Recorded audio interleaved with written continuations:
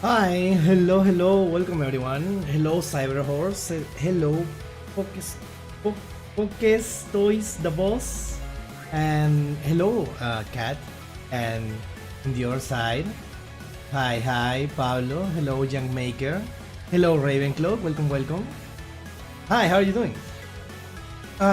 Did you remember the suggestion I made? Which suggestion? I'm so sorry. Which one was it? There is a lot of suggestions. I'm sorry. I know it sounds like weird of me to say, no, I'm so sorry. I have too many suggestions. But in a way, yes, I do. The Shadow archetype. Okay, I remember then. I wanted to also react to the Cyber Dragon too, to the Cyber Dragon archetype, but that cannot be today, sadly. Because today I only have 3 hours and I already selected 3 videos. And I'm gonna show you, okay? I wanna show you. Whoa! I'm curious about Shadow. I have no idea what it does. I honestly don't know. So yeah, I'm honestly obsessed with this song. So yeah, it's the background music for today. Actually, it's a little loud. I love this. I love this. I'm called as heck. Waiting to pick up keys to a house in the mountains right now. Wait, you gonna live in the mountains? That's crazy. Hello, crispy applesauce. Hello, Sans. You'll be sure to give that like button a good spank. Yes, spank that like button. Shadow is one of those decks that shows why flip monsters were dangerous and evil. Shadow are flip monsters? Oh, okay. No bad down with the oceans. I'm just waiting for a realtor to give me the keys. Oh. Oh. I love this OST so much. Me too. Dale a tu cuerpo alegría, Mascarena, que tu cuerpo es para darle night y cosa buena. I beat Shadow deck using Moki deck. I was embarrassed. That's so funny. So what are we gonna watch today? Okay, we have 4 videos. 4 videos for you, chat. We're gonna start with this. A little historic videos about the history of Yu-Gi-Oh! Right? Today we're gonna start with the most iconic card for every year in Yu-Gi-Oh! Every year, the most iconic card. This is a kind of a long video, it's 30 minutes. That's why. Yeah, this is the first time that we're reacting to a Simo video. But I'm really curious about this because as you imagine, I'm a big fan of Yu-Gi-Oh! But I missed a big part of it. A big part of the story of it. Then we have a submission from our community. This is from Junk Maker. This is a Hero Hot Dual Disc. Yeah, it's actually Junk Maker made an actual dual disc, and we're gonna see it today. After that, we're gonna go for the one in the thumbnail. Top tier 0 decks in Yu-Gi-Oh's TCG history. I don't know what to expect, so I can't wait for that. Hey, Gef Yala. Hi, welcome. That's just a YouTube link without any context. Hi. I'm so nervous. You're the first to react to it. Well, I don't know. You asked for it. We will see. We will all watch it. You're gonna share it with the class, and we will see. This one card that first comes to mind, to my head, is the level 7 Dark Monster. Oh yeah, the Dark Arm Dragon. I think that's gonna be one of those, probably. The Dual Logs himself. Yeah. And then we're gonna end it with one Duel Links in 2025 experience. I don't know anything about Duel Links, so that's probably gonna be something. That's definitely gonna be an experience. So yeah. Before we start, anyone want to share something with the class? Wanna talk about anything? Wanna let it out? How you feel? How was your weekend? Did you watch the YCS? We watched it. We watched it. We watched the last day. Well, there were 2 days. The second day, yesterday, here, a 9-hour stream. It was really fun. We were mostly, you know what's the best part about it? About the watch party? Is that we weren't actually like talking about the game itself. We were just hanging out and talking about like completely random stuff. Oh yeah, 10 hours. Thank you, Pablo. It was almost 10 hours. It was like 9 hours and 50 minutes or something. That was really fun. We were talking about video games and like in general. Yeah, that was definitely really fun. And food, we were talking about food too. So yeah. Duel Links, where Konami decided to speed and rush duels, were the new hotness. I guess there is like a different oh my god, a different target audience, a different audience. Yeah, that's what I meant. Dark Armed Dragon, otherwise known as Dad.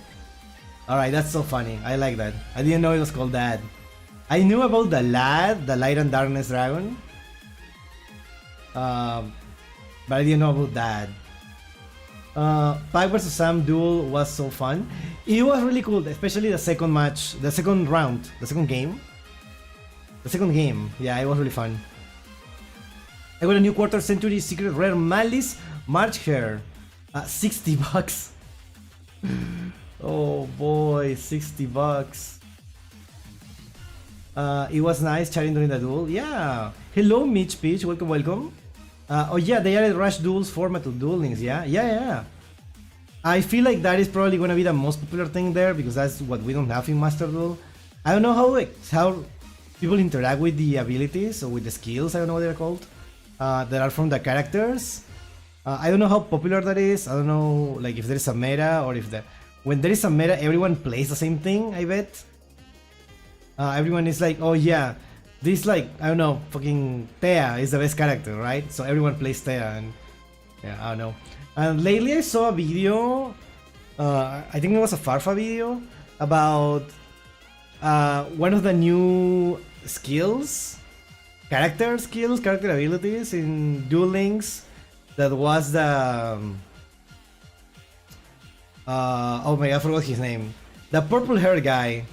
From Sexal, from Seal, that guy could have like 20 or 20 something extra deck monsters, and I'm like, what?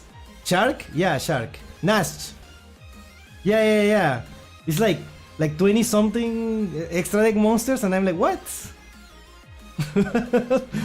What is that? That breaks the game in a way. I know this is balance because they all have skills and stuff. Funny thing is, his deck is only tier 2.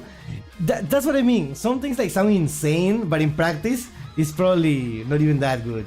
Otherwise, they wouldn't make it, right? The one that adds over 20 cards in the extra deck. Yeah, exactly.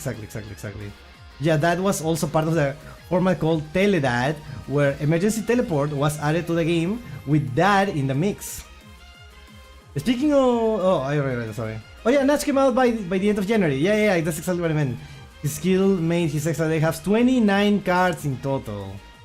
Anime accurate. Oh, that's why. It's something from the anime. I used to be a Duel Links player, but stopped playing when Master Duel came out. I think I would have done the same thing.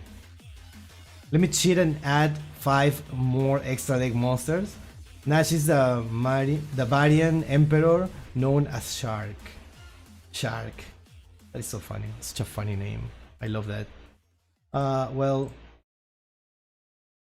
let's watch. Chat. Are you ready? I hope you're ready. Actually, hold on. I'm super thirsty.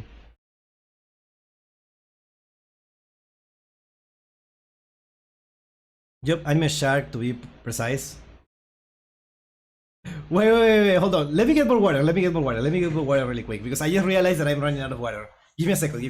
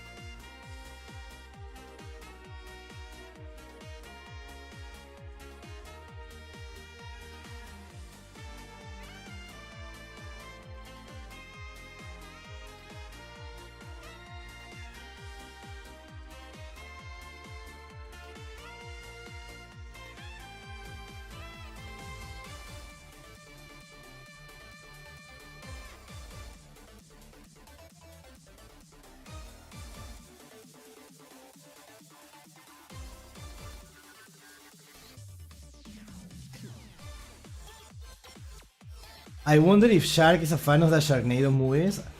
I honestly I don't post on Twitter anymore. I feel like it's a waste of time. Like those few seconds are very invested paying attention to the chat that I have right here. That's all I need. Duel Links is just too expensive and way harder to get cards. Yeah, I've heard that. It's like harder, definitely. Honestly, with how Duel Links works, it feels like they could make a deck master format like the Virtual World filler arc. Oh, actually, isn't it kind of like that? It kind of sounds like that. It's a lot how cheating to have more cards than you are allowed is worse than just adding a specific card with perfectly legal card. Yeah, I think it's a thing of like everyone's preferences. It's not for me. Alright. The most iconic the most iconic card for every year in Yu-Gi-Oh! Let's watch. When you think of the Yu-Gi-Oh! Trading card game, what's the first card that... Okay. I feel like I should make an introduction. The most iconic card from every year in Yu-Gi-Oh! Chad, as you know, I've been out of Yu-Gi-Oh! For a long time, so now I know what are the most iconic cards, right? In the Yash format, especially, right? And I also knew until kinda like the GX day from like 2007, 2008, but in between, I don't know anything, right? In between, I don't know anything. So I'm really excited to see what were the most iconic cards in that period, in that very long period of time. So yeah, let's watch. When you think of the Yu-Gi-Oh! Trading card game, what's the first card that pops into your head? The Blue Eyes White Dragon, Dark Magician? Yeah. Maybe it's the first card you ever pulled from the booster pack you spent weeks begging your parents to buy. Maybe you beg your parents for one booster pack, chat. It was like that. It used to be like that. It's just one booster pack, please. And then you just get like random cards that you never seen before, and you never like hear about them ever again. Maybe it's your favorite monster from the anime, the ace of your favorite character. Maybe it's the card that always beats you at locals, no matter which deck you play. Everyone has a card that, to them, defines Yu-Gi-Oh! But with Right now, probably, like, honestly, Maxi or Ash Blossom are the most iconic cards. I don't know. 25 years of history and... if I have to choose one in all of it, it would be probably Pot of Greed, even though it was, like, it was always banned, right? But because of the anime, it's like, the card, right? It's like everyone knows that. 10,000 cards printed and hundreds more debuting every year, not every card can be a winner, and only a select few can rise above the pack filler to be deemed true icons of the game. To celebrate Yu-Gi-Oh's 25th anniversary, although the TCG has only been around for 23 years, I went through every card released and picked out the most iconic card released in every year. Okay. Some of these cards are juggernauts that dominated the competitive meta, while some are anime staples that... Yeah, I already saw that, Dad. Either way, here are the 23 cards that define the Yu-Gi-Oh! Trading card game. We start our journey in 2002. Linkin Park is on the radio. No! Yu-Gi-Oh! Anime has just hit American airwaves, and Konami is about to release a product that'll start a trading card game revolution. So it only makes sense that the most iconic card of 2002 is the monster that Konami named the debut booster set after, the Blue Eyes White Dragon. Was it really? What? This was the best card in the... Well, not the best card, but like well, I guess it was the best card, right? It's 2000 attack, right? At that time, yeah, we'll see it later, I'm pretty sure. Yeah, Blue Eyes White Dragon makes sense. Released in Legend of Blue Eyes White Dragon on March 8th, 2002. Wait, that's the first pack called? Like, I didn't know that. Okay, I'm clearly like, missing a history lesson right there. So, yeah. You're not late, we just started. The reason I mentioned this card in the intro, ask anyone on the street to name a Yu-Gi-Oh! Monster and there's a high chance they'll name Blue Eyes. To a good chunk of players, Blue Eyes is Yu-Gi-Oh! After all, it's the ace monster of Seto Kaiba, the first anime antagonist, and still one of the most beloved characters in anime history. And although Blue Eyes didn't see much play when it was first released, outside of the Wild West that was the school playground, oh yeah, the Blue Eyes archetype eventually hit tiered status in the TCG, OCG, and Duel Links, even winning Worlds in 2016. Even at the time of recording this video, the deck is still receiving legacy support to this very day. With wait, did I miss something? Like, are we talking about which is the most iconic card at the time? It like in this year, this was the most iconic card, or is this the most iconic card in general that came out from this year? I'm confused. I feel like the Blue Eyes White Dragon is the same. It's probably the most iconic card to came out in 2000. Came out from 2002, but it's also probably the most iconic card at the time, right? Each year of the time in that year, the most iconic one in that year, right? Yeah, okay, that makes more sense. New structure deck releasing later in the year that might just bring Blue Eyes back into competitive contention. Yeah, this is what I mean, because this wouldn't make a difference, right? In that, but yeah. Of course, this year also contains Dark Magician, Exodia, even the beloved Pot of Greed, but that's what I'm saying. I feel like Pot of Greed and Exodia are, I guess no, it's Blue Eyes. All fall before Blue Eyes. It's the definition of an iconic card. 2003 brought with it a wealth of iconic spell cards. Oh, I think it's the most iconic card, but he's using Legacy support to show how beloved it is. Okay, that makes more sense. Including Graceful Charity, Harpy's Feather Duster, and even Scapegoat, the namesake of one of Yu-Gi-Oh's most the popular goat legacy format. formats. But there's another card released this year, a monster that's probably more recognizable than any of them. Really? Dark Magician Girl, released in Magician's Force on October 10th, 2003. Best known as the lighthearted counterpart to the Dark Magician Girl is a legend in the pantheon of iconic anime girls. Yeah, okay, I cannot argue with that. I guess it's like, yeah, I guess. But like I feel like outside of Yu-Gi-Oh, I guess it's more popular, but I don't know, it's the GOAT. What do you mean Scapegoat is not more iconic? I guess outside of Yu-Gi-Oh, Dark Magician Girl is more iconic. It makes sense. Although she's never seen much meta play, she appears in the art of some of the most powerful cards in the archetype, including Magician Navigation. Oh, those cards have really cool art. Yeah, I agree. Salvation. Not to mention, she's also been retrained several times, including as Magi Magician Gal, one of the few modern cards with artwork drawn by Kazuki Takahashi. It doesn't exist Dark in the Magician Girl is a TCG. fan favorite, and you can bet that duelists will be jamming her into Dark Magician decks until the end of time. Now we enter 2004, the year of chaos, and what better monster to represent this year than the dragon that brought about Yu-Gi-Oh's first Tier 0 format, Chaos Emperor Dragon. I know that. At the end, released in That's Invasion of iconic. Chaos on March That got 1st, like 2004. errated, Chaos right? Emperor Dragon, or CED for short, was one of the first Chaos monsters, one of Yu-Gi-Oh's biggest, longest running, and most consistently dominant archetypes. Its ability to wipe out both players' boards and hands defined the 2004 metagame, but not necessarily in a good way.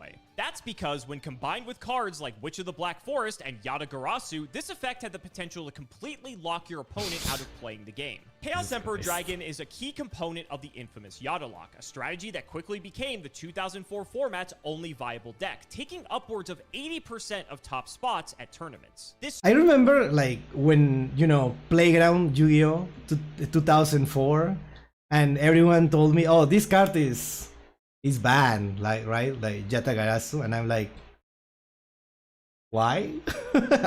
It has, so it doesn't have attack. How does that work?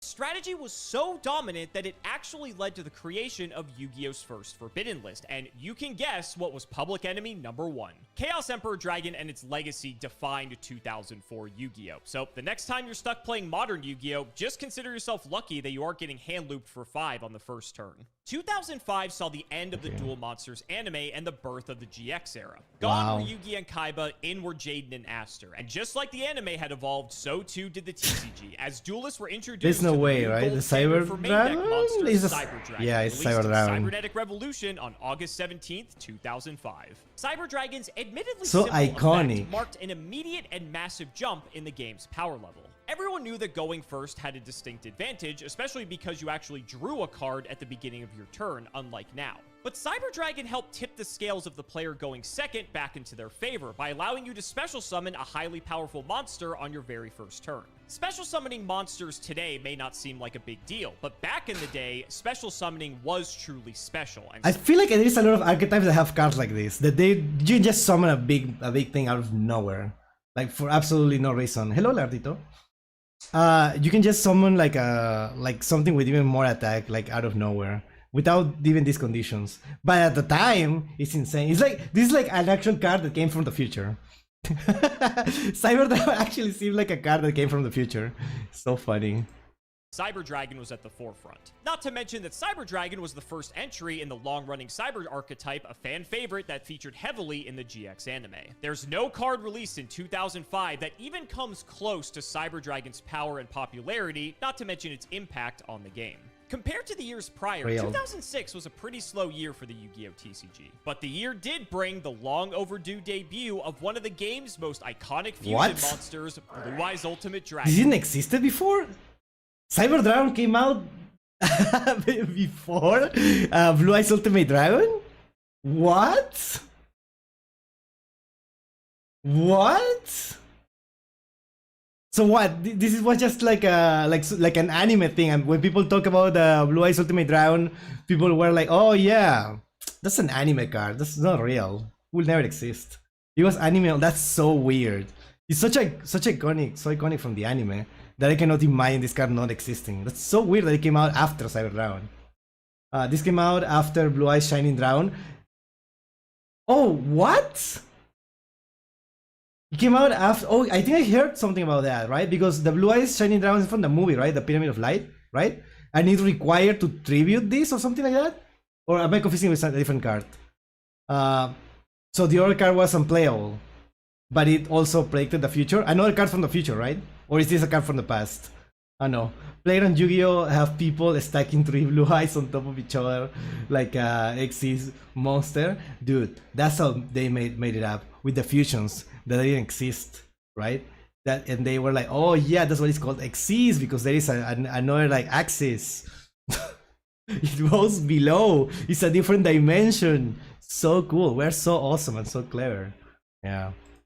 Released as a promotional card in the January 2006 issue of Shonen Jump. That's right, it took 4 years for Blue Eyes Ultimate Dragon, Seto Kaiba's ultimate boss monster, still one of the game's highest attack point monsters, to make its TCG debut. 7 years if you count the OCG, where it was originally given out as a prize card to the champion of a 1999 Dark Duel Stories tournament. Why did it take so long, and why did it take until 2008's Gold Series for it to see its first regular printing? Who knows? The hell? So it wasn't even obtainable. It was still a meme. It was still not an actual card that you could get.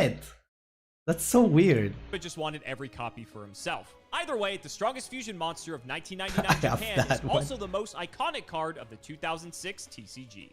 Speaking of Seto Kaiba, it's a long-running joke that the most powerful card in all of Yu-Gi-Oh! Is, of course, your credit card. And at few times was that more true than in 2007, when it cost a mortgage payment to own the metagame of a powerful card, is that and coming? Of course one of Kaiba's favorites, Crush Card. Oh no, it's not. Given out as a prize card at the Shonen Jump Champion tournaments in 2007. If you go back and look at the top decks from 2007, you'll notice they only contain 1 copy of Crush Card Virus, if any.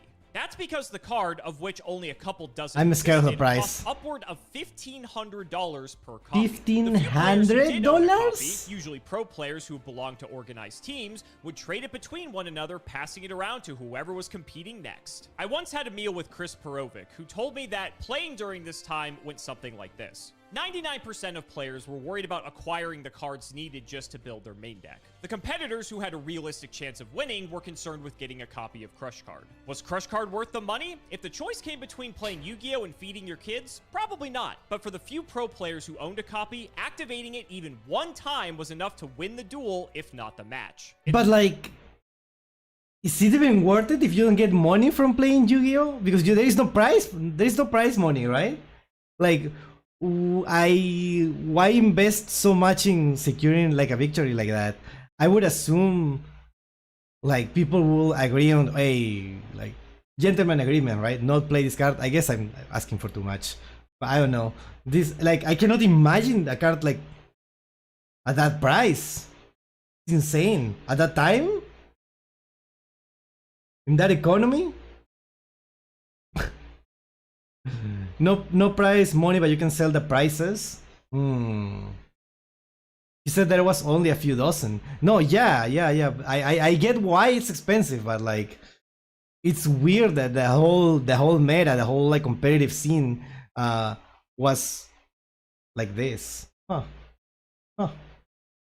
Its original pre-errata text destroyed all your opponent's monsters with over 1,500 attack for the next 3 turns, locked most decks out of a win condition. It turned Yu-Gi-Oh! Into a literal pay-to-win game, and acquiring 1 copy of Crush Card made getting the 2nd copy or 3rd copy even easier. The high cost for meta cards is always a hot topic in the Yu-Gi-Oh! Community, and Crush Card Virus, as iconic as it is an infamous example of how money can quite literally tip the scales of victory. Engraver, it was as expensive? Wow. The economic landscape didn't improve in 2008. This was a big year for the game. We saw the debut of synchro monsters like Stardust Dragon and Black Rose Dragon, hand traps like Gores and Honest that changed how players treat the battle phase, and powerful new spells like Emergency Teleport shifted the speed of the game into higher gear. But none of these cards came remotely close to dethroning the big daddy of all dark monsters, the big daddy. Dark Arm Dragon, released in Phantom. Not well, yeah, not the Stardust Dragon or something like that, because this existed. It's like, yeah. This is probably the #1 tier 0 deck card. Yeah. Darkness on February 13th, 2008. If you were playing Yu-Gi-Oh! In 2008, a chill just ran down your spine and into your wallet. So That's true. because Dark Arm Dragon, which could hit the field for no cost and immediately destroy 3 of your opponent's cards, ruled the 2008 meta from release. Things got even worse in September when the cards Emergency Teleport and Krebons were released in the Duelist Genesis, turning Teledad into a tier 0 synchro spam deck. If you weren't playing Dark Arm Dragon, you were losing to it. At its peak, a single copy of Dark Arm Dragon cost more than $350, and if you wanted to compete at the top tables, you needed a full playset. Combine that with other pricey staples like Allure of Darkness, Destiny Draw, Destiny Hero Malicious, Oh, I remember this exact deck. I've seen it at the time in person. One of the most expensive competitive decks throughout Yu-Gi-Oh's history. That price tag locked. Wait, someone in Peru had this. Someone at the local game store, card game store, had this. That's crazy. I didn't know it was that. I knew it was expensive, and everyone talked about how expensive it was, but I didn't think it was that expensive. Do you think it was a fake one? It's possible, right? It's possible that it was a fake one. Maybe. I don't know. I feel like people will talk about it. Should look up the list and use it in masterduel. That's so funny. I don't think this is that good anymore, right? I really doubt it. I don't see this card anymore. It goes like power creep, right? Or is it banned? Are you gonna tell me that it's banned? I actually don't know. This card cannot be normal summon or set. This card cannot be special summoned except by having exactly 3 dark monsters in the graveyard. You can remove 1 dark monster from the graveyard, destroy 1 card on the field. This is not once per turn. It's not once per turn. I feel. Wait, it's not once per turn, right? Am I missing something? It got the Rata, right? There's no way this didn't get the Rata, right? That banished Malice Dormouse. That is so funny. It's still reasonably good. Just people can use all cards now. Yeah, I mean, why use this when you can use so many other things? Why not use proxies in local play? It's only tournaments that care, right? Yeah, well, obviously. But the people that play in locals, they also want to participate in tournaments. Well, not everyone, right? But I assume you still need to get it. It's there. It's still not once per turn? Oh my god. It sounds really good. Why is it not used? That's so weird. Locked countless players out of the competitive scene, and even discouraging some players to the point that they quit the game entirely, myself included. Dark Arm Dragon's domination lasted for the entire year. No emergency ban list, no sudden shifts in the metagame. Dark Arm Dragon obliterated everything that stood in its way, producing one of the darkest periods in the game's history, no pun intended. It took until Dark Arm Dragon's eventual limitation on the March 2009 ban list for the metagame to stabilize. Just limited? But the darkness would continue to spread, as 2009 was another dark period for a different reason. Black Wings were a new archetype released in Crimson Crisis on March 3rd. Alright, Black Wings, we're there. The first wave of support contained Blackwing Sirocco the Dawn, Gale the Whirlwind, and Bora the Spear. Blackwings these cards are still used, right? Archetype that could swarm the field with special summons and end games quickly. Boosted by their continuous search spell, Black Whirlwind, Blackwings were a domineering force in the metagame for years, popping up in deck lists throughout the Synchro era, even lasting into the early Zexal and Tengu Plant eras. It's difficult just to choose one individual Blackwing card as the entire archetype rounded out the decade with power, consistency, and versatility. There's no doubt that the Blackwing I mean, this is still of the 5D's era like and decent. the game as a whole. So for 2009, we're going to give it to the entire Blackwing archetype. Nah, shut up. You're gonna do that. You're gonna. That is. What do you mean the entire archetype? What does that mean?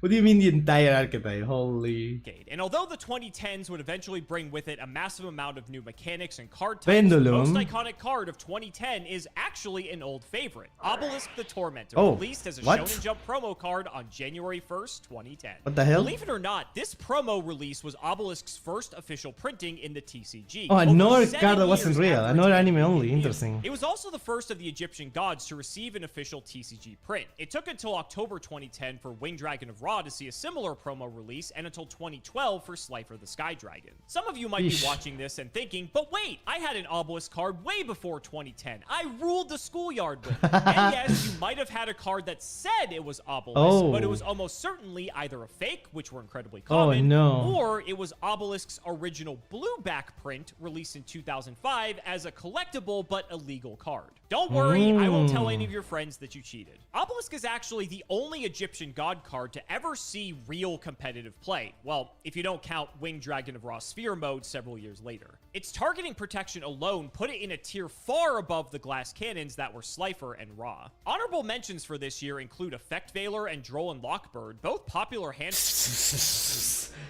Droll came out in 2010? What? Excuse me? Droll is 2010? The evil. Yeah, the hand traps are old. No, I knew Baylor was old. I didn't know Droll was that old. Yeah, Droll is old. It was common too. It was a common? Feel old yet? No, I feel weird because I didn't know. I thought it was like a little a bit newer, like at the same time as Ash came out. I didn't know it was like older. Drolland. This was 16 years ago. Oh my god, stop. I wanna be alone. Get out of here. Get out of my chat. I wanna be alone. Alright, let's keep watching. Traps that still see modern play, but Obelisk is one of Yu-Gi-Oh's most recognizable monsters and by far the most iconic release of 2010. What's the most important event of 2011 Yu-Gi-Oh? If you're like most players, you'd probably say the release of Generation Force and the debut of Xyz monsters like number 39 Utopia. But although Utopia is undeniably iconic, our pick for this year is a bit more creepy crawly. Maxi released in Storm of Rag... What? What do you mean? What? Back to back? What? Okay, dude. But it came out, but it wasn't iconic then. That card wasn't good when it came out. There is no way, right? Same with Droll, right? Maxi in 2011? This is a card from the future. This is another card from the future. It was also a common? Jesus Christ. There is no way. In fairness, Maxi was hot ass on release. I remember pulling one and throwing, hitting my deck box like 5. Didn't you start playing like a few months ago? Didn't you start playing a few months ago, Crispy Applesauce? Nah, I'm just kidding. I know. Yeah, TCG invented these fuckers. That is, dude, I cannot believe this thing. This is in 2011. That's when Yu-Gi-Oh was ruined. Interesting.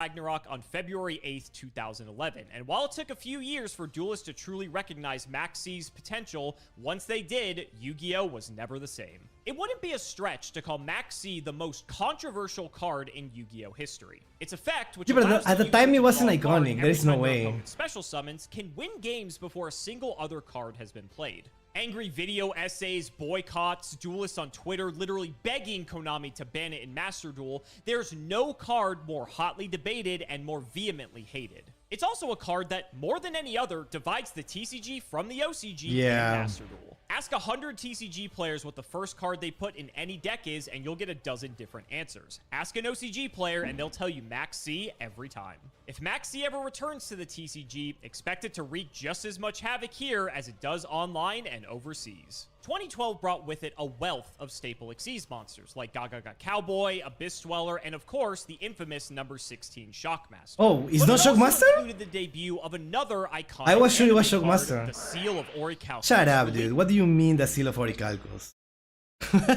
What do you mean the Seal of Orichalcos? I've never. Okay.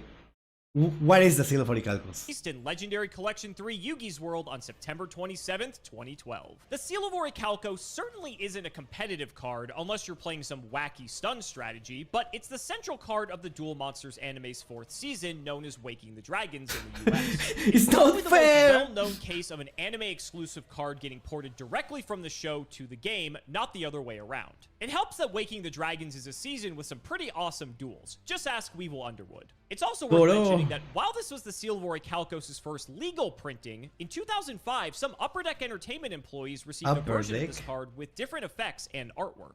Reportedly, only 15 copies of this card exist, and when they occasionally pop up at auction, they sell for upwards of over $15,000. It's probably a good thing these UDE copies are so rare, though, considering they allow duelists to steal their opponent's souls. Imagine that getting sided in at a YCS. Judge! He's not giving me his soul. Why? Dude, I don't know about that. I feel like Shockmaster was like more iconic. Like I didn't even. I'm just finding out right now. Like the Seal of Orichalcos was like an actual like playable card. I thought it was like a. I thought it was a, what is this called? A promo thing. I didn't know it was something that you could play. It's Shockmaster. Shockmaster is more iconic. Everyone knows Shockmaster. If you know, if you ever seen like a YouTube short about Yu-Gi-Oh, competitive Yu-Gi-Oh, you will hear about that guy, and the whole meta revolved around it, right? So I don't know. As anyone who played in 2013 will tell you, this year was defined by a single set, and that set was defined by a single archetype. The Dragon Rulers were released in Lord of the Tachyon Galaxy on May 17th, 2013. The Dragon Rulers, I remember. Every card of the archetype available at rare and common, the Dragon Rulers made an immediate impact upon release, warping the entire metagame with their ability to manipulate the graveyard and swarm the field. The Rulers were already powerful on their own, but when combined with rank 7 Xyz monsters like number 11 Big Eye and Mecha Phantom Beast Dracosack, they dominated the game in a way few other decks have before. Mecha Phantom Beast is still such a meme. I don't know. Or since. But despite their dominance, Dragon Rulers didn't piss off the player base nearly as much babies. as Tier 0 decks. The Dragon Rulers' low rarities made it easy for even casual players to slot them into their favorite attribute-based decks, such as Battling Boxer. And to this day, Dragon Ruler mirror matches are considered challenging, skill-intensive, and fun. The drastic jump in both speed and power are why some players consider the Dragon Rulers the first actual modern Yu-Gi-Oh deck, an early sign of the 20 summons per turn combo fest the game is today. And although the Dragon Rulers aren't nearly as powerful today as they once were, they definitely ruled over the game for several years. They ruled over the game. Was a stacked the baby season came out then? Yu-Gi-Oh! Okay. TCG, releasing iconic boss monsters such as Dante, Traveler of the Burning Abyss, El Shaddai Construct, Apocryphal Towers, but it also includes the birth of Pendulum Summoning. And what better monster to represent this new summoning mechanic than the one named after it, Odd Eyes Pendulum Dragon, released in Duelist Alliance on August 14th, 2014. Really? I feel like Towers wasn't so iconic that it became like a whole name, like a whole type of card, like an official one, right? An unofficial one that is the Towers. So I feel like Tower will be more iconic. So what was the one that was also the ace monster from the protagonist? Utopia. Well, Maxi is more iconic, I guess. At the time, I don't know. And there was also that was more iconic than Stardust Dragon. That was the. What was it? The Crash Card Virus? I don't remember.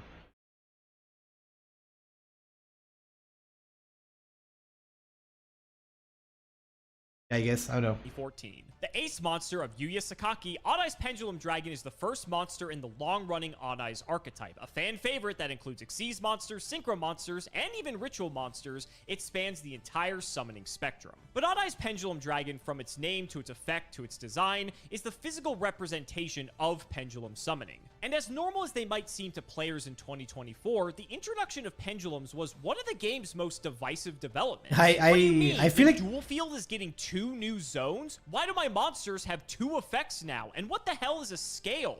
Every new I wasn't there at the time, right? I wasn't there at the time. I don't remember this. I found out about pendulums way later. So when this came out, I was surprised if it wasn't universally hated.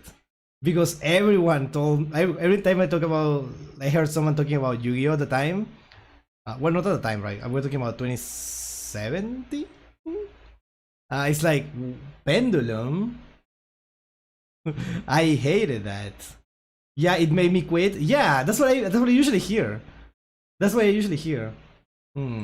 Summoning mechanic has always had its doomsayers, but pendulums brought out a new level of negativity. To this day, it's not hard to find an older player who swears that they killed the game. And although a decade later, the game is clearly still alive and well, pendulums remain the black sheep of Yu-Gi-Oh! Since Oh, Utopia wasn't in the first Xyz pack. It was from the different Xyz starter deck. Oh, okay, but it was in the same year. That's what I think. If not, then okay, it makes sense.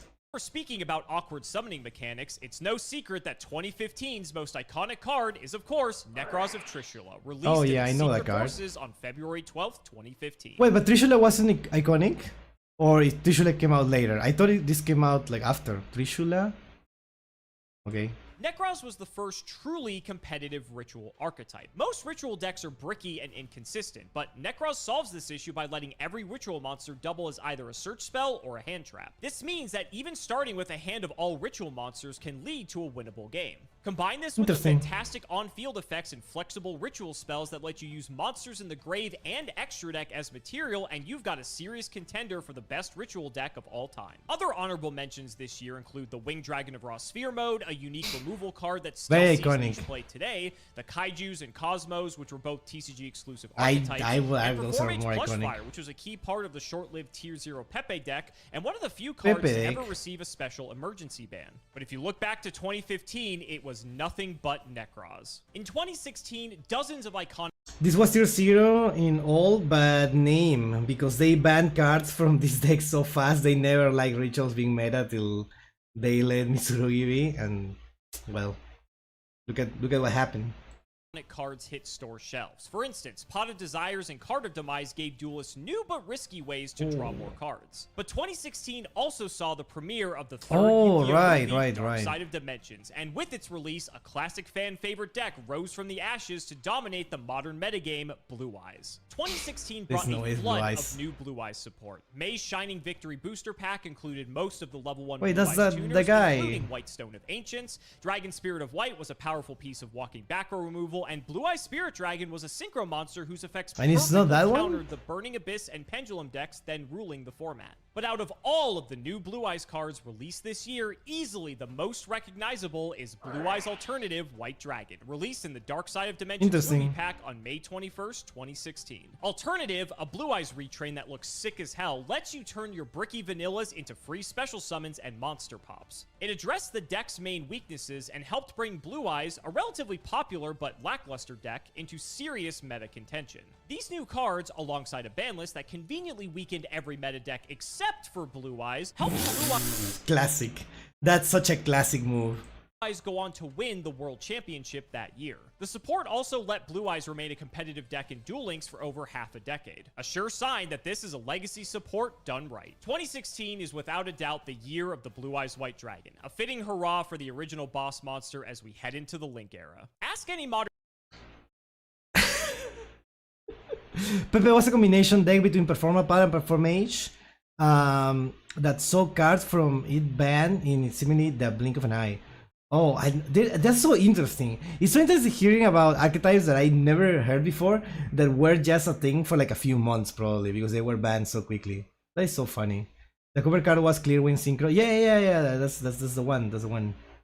Wait, Spirit is that old? I knew that was old, right? It's so weird that the Spirit, and I don't remember the name of the new one. I guess it's Ultimate Spirit. It's like there is like 10-year difference. Like to me, it felt like. It feels like it came out like one after the other, right? Not that there is like not 10 but 9 years in between. It's so weird, right? modern Yu-Gi-Oh player what the most broken summoning mechanic is, and they're almost guaranteed to all answer the same thing. No Link great summon. crystal? You don't need any extra spell cards, special monster types, scales. Your materials don't even have to be the same level. Link summoning was built to be abused, so it makes I legit thought they came out together. No, I also thought they came out together because when I started playing Master Duel, that was one of the newest decks, right? But then I saw that only the ultimate was new. So yeah, the spirit was the spirit one, the normal one, the one that is not the one. The level 9, right? I was like, oh yeah, that came out like probably a year ago. No, 9 years ago. That's crazy. Makes sense that the most iconic card of 2017 is a Link monster so strong it had to be banned. Firewall Dragon was released. Wait, Firewall Dragon came out on August 3rd, that early? Okay. Read Firewall Dragon today, and it'll seem like an average, even mediocre boss monster. But to understand Firewall's true power, you have to look at its original pre-errata text, which let duelists special summon any monster, not just Cyber's types, and without any once-per-turn clause. This enabled infinite burn loops with cards like Cannon Soldier and Trickstar Lilybell, and even first-turn hand loops with cards like Topologic Gumblar Dragon, which was yet another broken Link monster. Despite clearly being a problem, it took Konami over a year to ban Firewall Dragon, probably because Firewall was Playmaker's original ace monster. This made Firewall the first and still only protagonist ace monster to ever see time on the ban list. It took until 2021 and a severe errata for Firewall to earn its freedom, a fitting legacy for the first cover card of the Link era. Other honorable mentions this year include the Xyz Titan that was Zodiac Trident, and of course, we can't forget about Ash Blossom and Joyous Spring, easily the most played hand trap of all time. Wait, hold on. Ash Blossom is probably the most iconic card of that year. I mean, I guess, I don't know. 2017 was a crazy year, and it only gets crazier from here. There aren't many years I guess in retrospective, contenders for the title of most Ash Blossom is more iconic. This is the year of Orcus, the Nightmares, Pankratops, the Danger Monsters, Salamangreat, even Infinite Impermanence, one of the most popular hand traps of all time. But in a year of massive monsters, I can't imagine. What is from this? the crowd to become a fan favorite. What? Sky Striker Ace Ray released in Dark Saviors on May 24th, Alright, dude. 2018. Ray is the centerpiece of the Sky Striker archetype, a control deck that wants to fill the graveyard with spell cards so that their cards get added effects and then can cycle and reuse those cards to whittle the opponent down to nothing. It's easy to learn combos, make it a great deck for casual players looking to wade into the competitive. Casual players? It's been a high-tiered meta contender multiple times and has picked up tops every year since release. But Ray is more than just a card. She's also the main character of the Sky Strikers lore, a storyline so popular that Konami adapted it into its own manga. In the lore, Ray is a young girl and the last survivor of the human race, forced to use the Sky Striker weapons and mecha suits to defend the planet from a rogue AI. Every Sky Striker spell and monster represents a character or scene from this saga. Honestly, Linkage is probably one of my favorite arts in all of Yu-Gi-Oh! Like, the art of Linkage is so good. Look, it makes sense, right? It's so perfect. I want this framed. It's so cool. Published in the Japan-exclusive OCG Stories manga throughout 2022 and 2023. Wait, the code is Mama? It's one in the Japan-exclusive... The code is Mama. Dude, what else do you want? OCG Stories manga throughout 2022 and 2023. It's one of the game's most popular storylines ever and has turned Ray into an instantly recognizable monster. Ray is a card, a character, and an icon of 2018's top... You only like this archetype because of the lore? You know what's the worst part about it? I like the lore, I appreciate the lore, and I know it's like cool, but the gameplay is my favorite part. I don't know, I feel like everyone disagrees with me because of that. It's like, to me, the best part about the Sky Striker is not the art or the design. That is also like a really huge part of it. But my favorite part is the gameplay. The gameplay is so good. It's so fun to play Sky Striker. Play against it? No. But playing it is so fun. Boss or Thunder Orcus Sky Striker Salamangreat format. 2018 wouldn't be the same without her. As the years pass, Yu-Gi-Oh! Just gets faster and faster, but ironically, the most iconic card of 2019 slowly... Wait, hold on. Do non-Yu-Gi-Oh! Players even know, like, Ray? I feel like nobody's gonna know that. Like, there's no way there is, like, non-Yu-Gi-Oh! Players that know about Ray and Sky Striker. I cannot imagine that. Yes? Nope. See? I cannot imagine. Like, I didn't know. I had no idea. I had no idea. I met girls at card shop who bought Raid merch. Yeah, but they're already in a card shop. They already know about card games, right? What are you saying, right? I'm like, no one who is outside like Yu-Gi-Oh doesn't know about Yu-Gi-Oh know who Ray is, right? Did you know she was from Yu-Gi-Oh? There is no way. I've seen Twitter artists drawing Dark Magician Girl, Ray, and Lady Labyrinth. Ray, okay, that's weird. Anyways. The game down to a snail's pace. Mystic Mine was released in Dark Neostorm on May 2nd, 2019. To put it bluntly, Mystic Mine is one of the worst designed cards of all time. It's the stall card, a floodgate with no maintenance costs that stops your opponent and sometimes both players from playing the game. With Iconic. Mystic Mine on the field, I can't believe I missed this. It wasn't rare for games to last 30 turns or more, with both players just passing back and forth, either praying they draw the out or waiting to deck out. It took a certain type of person to really enjoy playing. A certain type of person. As much hate I as know the what card you mean. gets, Mystic Mine did have a few upsides. After all, it helped Jeff Leonard, the king of stall, become a minor celebrity in the Yu-Gi-Oh community. It inspired one of the Jesse most Connor's iconic, amazingly passive-aggressive "with all due respect" tweet. Oh, I've seen this tweet. Okay, I did. Okay, guys. But with all due respect, how are you not prepared for mine at this point? It's a little ridiculous to not have a well thought out plan when entering a tournament. Okay, this is iconic. See, I didn't know Yu-Gi-Oh, but I know about the tweet. It's rare to find a card that unites the Yu-Gi-Oh community so strongly in hatred. Aside from Max C. Mystic Mine was the bane of players' existence for years, surviving ban list after ban list until finally it was hit in 2022. Good riddance. Jesus Christ, it took 3 years? Jesus. This year, Appaloosa, Bow of the Goddess, and IP Masquerena were No. Okay, well, I guess in retrospective, Masquerena right now is more iconic, right? But yeah, no. Mystic Mine at the time, obviously.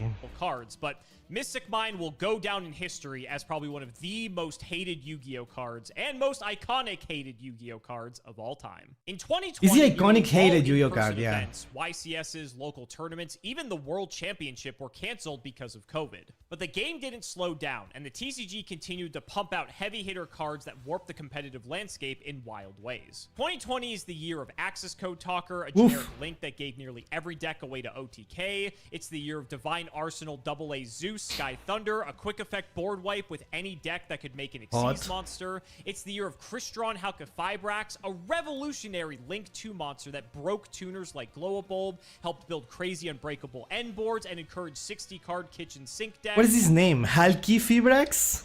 What weird name. But it's also the year of a powerful fusion monster that brought Dark Magician and Red Eyes Black Dragon the back Gunner. into the spotlight. Red Eyes Dark Dragoon was released in the Tin of Lost that's on iconic. August 27th, 2020. Red Eyes Dark Dragoon's strength came not just from its effect, but also its easy summoning condition. Sure, you had to run Dark Magician and Red Eyes Black Dragon in your deck. Looks like a fan-made card, right? Trade-off for a high attack. It looks like an AI-generated card, if you think about it. And also acted as an Omni-Negate. Pretty much any deck could play Red Eyes Dark Dragoon, and many did. But playability aside, Red Eyes Dark Dragoon reached far outside of Yu-Gi-Oh's typical circles. Casual fans who may not necessarily be hardcore Yu-Gi-Oh players were getting excited at the prospect of hearing about this mythical fusion between Yugi and Joey's Ace monster that was all of a sudden playable in the game. Red Eyes Dark Dragoon may not have been the most powerful card of 2020, but it was definitely the most iconic. More people were talking about Red Eyes Dark Dragoon than Crystron Halqifibrax. If you played Yu-Gi-Oh in 2020, Red Eyes Dark Dragoon was inescapable. And although it's true that 2021 brought Dragoon's replacement in Destiny Hero Destroyer Phoenix Enforcer, it also brought another boss monster that made Synchro players jump for joy. Baron de Fleur was released in Legendary Duelist Synchro Storm on October 28th. Slow years, this is the most iconic card. It's not hard to understand why Baron got so popular. It immediately boosted the power of any deck that could make a level 10 Synchro, and even helped Sword Soul, which debuted only a month later, into Tier 1 contention. Its effects made it a great option to go into whether you're going first or second as well. Baron was a signature staple card in combo decks for years, all the way up until 2024 when it was banned in the TCG for the sins of Snake Eyes, but realistically, it was a long time coming. Honorable mentions for 2021 include Pot of Prosperity, a fantastic consistency tool, and of course, Crossout Designator, an OCG staple that saw massive hype in the TCG. If you'd asked me at the start of 2022 what the most iconic card of the year would be, I'd probably answer with Rite of Aramasir. A few months on, maybe I'd answer Branded Fusion. But by the end of the year, it's clear that the most iconic card of 2022 is without a doubt Tearlament's Kitkalos, released in Power of the This is the Elements Tearlament's era, okay. Yeah. In reality, this spot belongs to Another the Tier entire 0, right? Tearlament archetype. Yeah, But Tearlament's Kitkalos is a good poster child. Tearlament turned fusion summoning on its head and solidified the graveyard's modern role as a second hand. Even a weak Tearlament combo could pump out multiple fusion bosses, Xyz floodgates, and link combo extenders. Tearlament also gave half of the Yu-Gi-Oh player base a devastating gambling addiction, but that's a separate issue. The Tearlaments, along with their Power of the Element siblings, the Sprites, dominated the second half of 2022. But once the Ishizu cards debuted in November's Magnificent Mavens, it quickly carried Tearlament to undisputed Tier 0 status. Wait, if this timeline is right, Apple and Mask came out before Baron? That's kind of, it feels weird, right? It feels weird that because this Baron the Floor is it's a synchro, and it came out after Appaloosa, which is like an 4 negates, and this is just like 1 Omni negate, I think. I don't remember. It feels weird, right? But I don't know, it makes sense in my head. Obliterating every other meta deck and flooding YCSs with 15 effect-long chain links. To put it in perspective, it took banning Kitkalos, limiting every Tearlament and Ishizu main deck monster, and introducing an explicitly anti-graveyard archetype in Kashtira. Oh my god. And yet, Tearlament engines are still popping up in meta decks today, ensuring... No, okay, so so Kashtira was made because of this? I hate that.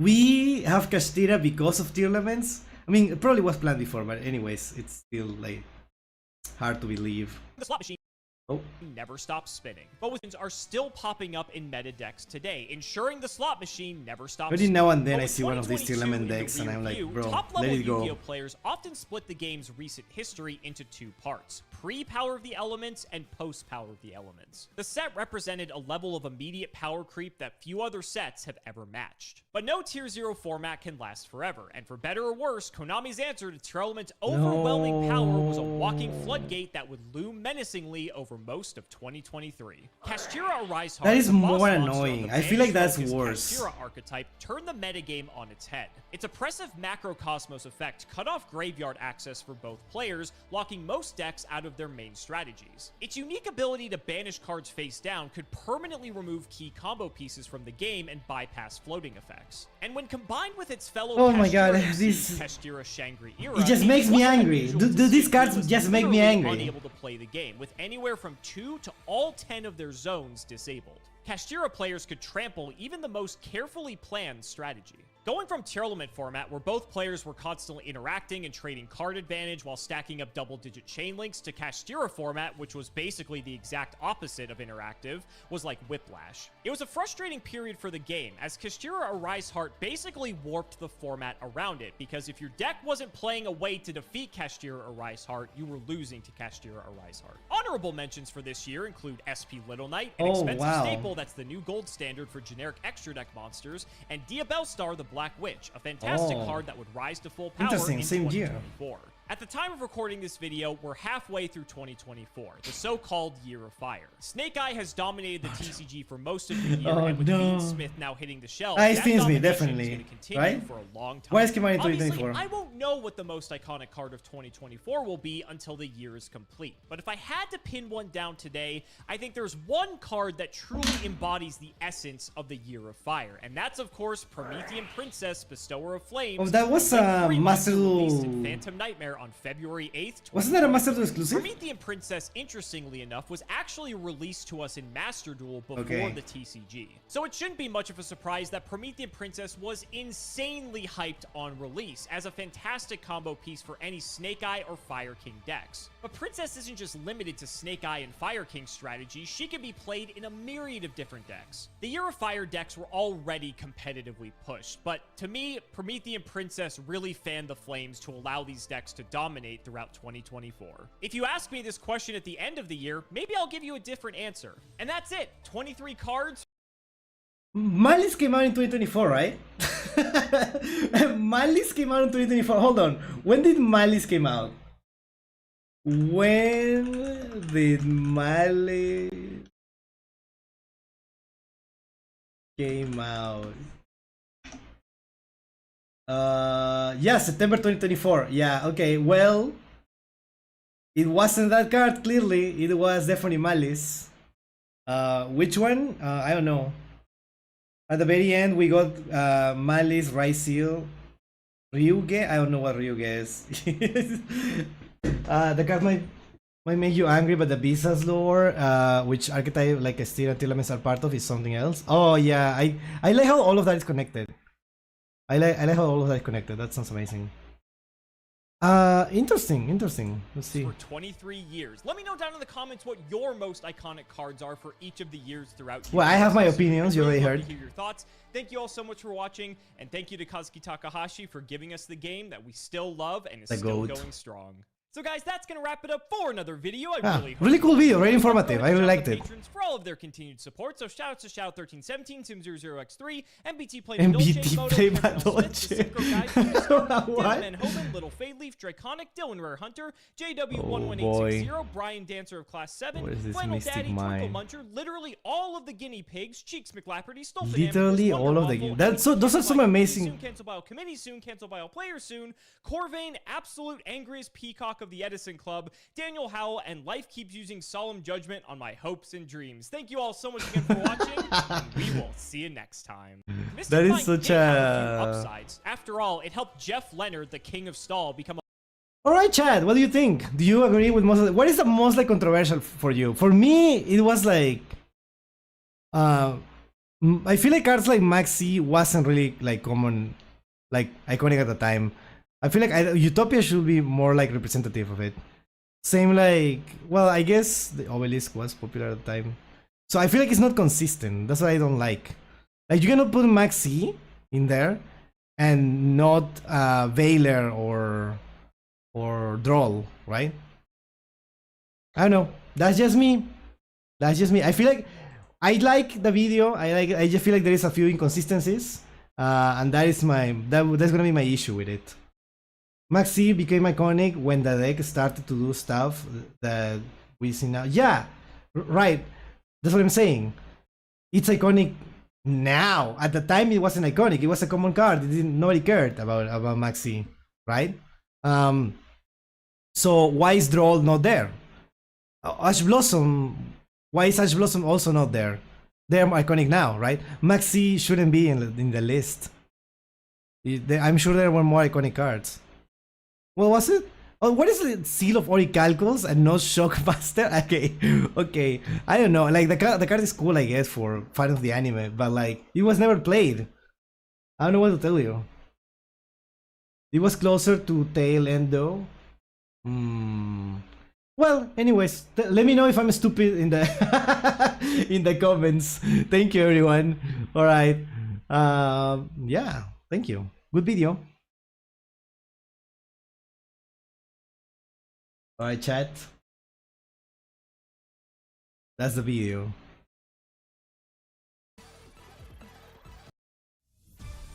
I know. Now Seal is actually controversial. Yeah, that's what I wasn't saying. I feel like my problem with the video is inconsistent.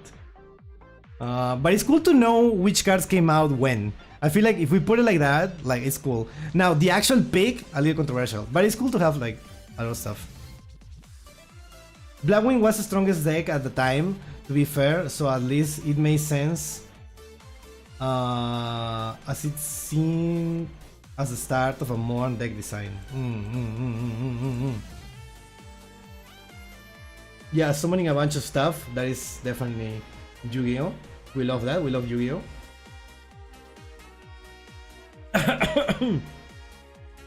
Wait, what the hell is going on? Chat, we're gonna go to a little ad break on there, and we're gonna start with the next one, which is this.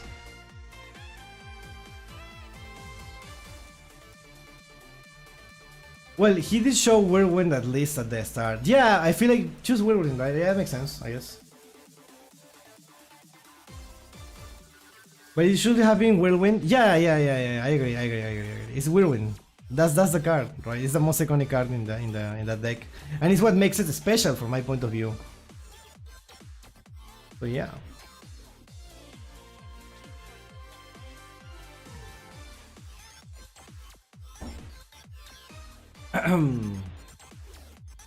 Well, that's huge. That's huge. All right, let's go for the next one. Hero had a dual. Okay. Hero had dual disc MK3 Yu-Gi-Oh custom deck dual disc. Yugioh dual skull. All right, let's watch. Wait, what? Oh. What are you with the hype music? The cool anime intro. Amazing. We love to see it. Like, comment, share, and subscribe. Welcome to the Hero Hut's Yugioh Dual School. I'm Jake Maker, and That's Jack Maker, chat. Today, there's the Hero Hut Dual Disc Mark III, and as you can see, it goes from the rest mode to active mode. This rubber band kind of helps it stay one way and the other. You can, after putting in the active mode, you can take off the rubber band. What is the rubber band for? Here, just push them down. Oh. And then the rubber band can be placed on those same posts from the underside. So as you can see, I did mention it was the Mark III. Up here, behind there, are the Marks. Are you listening to music while recording this? 1 and 2. I can hear the music. That's so funny. Some friends of mine, and one of them really liked it, and he asked if he could buy one of them. I told him I would just make them a better one, because those were prototypes. They have their flaws, while they are usable still. I told him I didn't the edit. Personalized and It's okay. I thought it was for coming from the TV. He liked the Battle City Dual Disc, so I went ahead and modeled this one after it. Here we go. Let's see. Here's the Capricorn Dual Disc. Oh, it's very like. I thought it was like a little bigger, but it makes sense. It's kind of like that. It's a little bigger than the that. top part where the deck and grave are supposed to be are as they are here. This made it impractical to put cards from behind like it did in the anime, which is why the real world had the cards, spell trap card zones up in the front. So that's why I didn't put the deck and grave on top. Wait, that's so interesting. I never thought about it. They come out from here? I thought you put like wait. Is that how it works? That's so weird to think about. So that's why I didn't put the deck and grave on top. Okay, so that way that you could put cards here. Let's see. oh, okay, that's actually awesome. That's actually awesome. I like that. Here's the deck zone. There's a deck box. Little door here. Close this. So we have the spell Really cool sleeves, by the way. You can put cards from back here as it was intended, and then you have put a monster card out eventually. So you have the monster zone. Wait, that's so awesome. How you put it like that so they don't like fall? That's There, attack and defense. You have the field spell zone here. Set your card there. Push forward. Oh, it also says field zone there. It's a bit of a tight fit, but it works fine. So yeah, there you go. Right here we got where it says extra zone. it's It's in Japanese. It just goes like under the tabs there. As well, it goes all the way through, but you don't have to go all the way. I love that. I love the extra monster zone. I feel like we needed that. I mean, it's gonna be a little awkward, but I like that it exists now. Just put it there. Let's see. We also have the graveyard here. Just a little door opens. No, the graveyard should be like one of those shredders. And as you can see, the marking it says graveyard there. Here I put one of his favorite monsters, Dragon Necro of the Netherworld or something of sorts. So let's see, we have the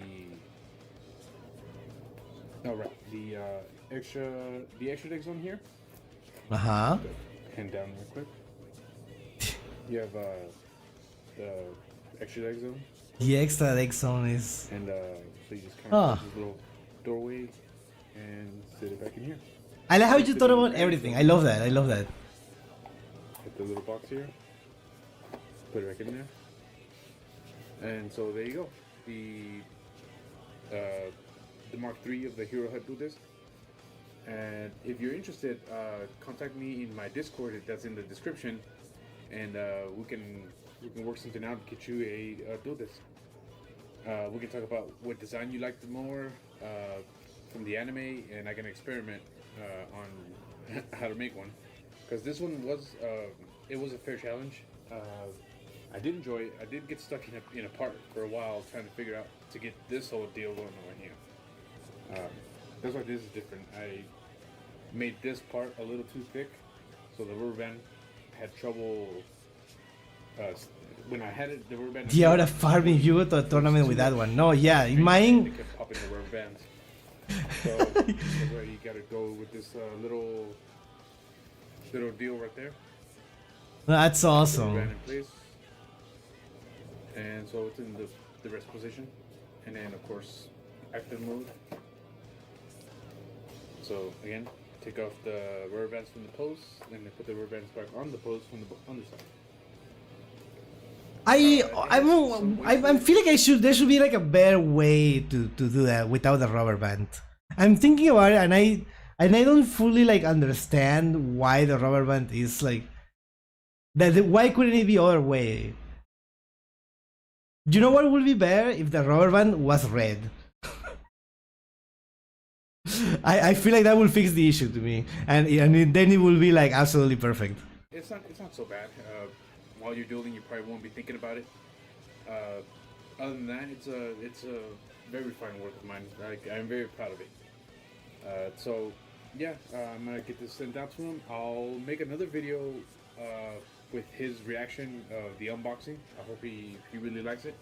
I use yellow so it could be seen easier in the video. Makes sense. To see if you care for one. Jank Maker out. There probably is a better way, but his engineering solution for what he had to work with is awesome. No, totally, I agree. Now, I'm scared of the music there that is gonna demonetize my channel. So I am gonna mute it, but we're gonna see this. Okay, hold on. Pretend that is the music from the game. Okay. Let's go back. Let's go. Oh, wait. Okay. First night progress. Okay, that's really cool. Awesome. I like how you have like a lot of like cool things, a lot of cool like tools and painting and stuff. Paint, sorry. This is so awesome to see. I wish like, I mean, probably a little harder to do. Like if you make it, you could show the process. That would be awesome too.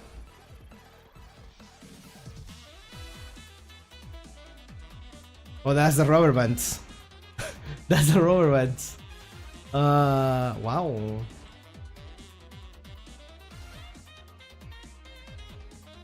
Rest mode.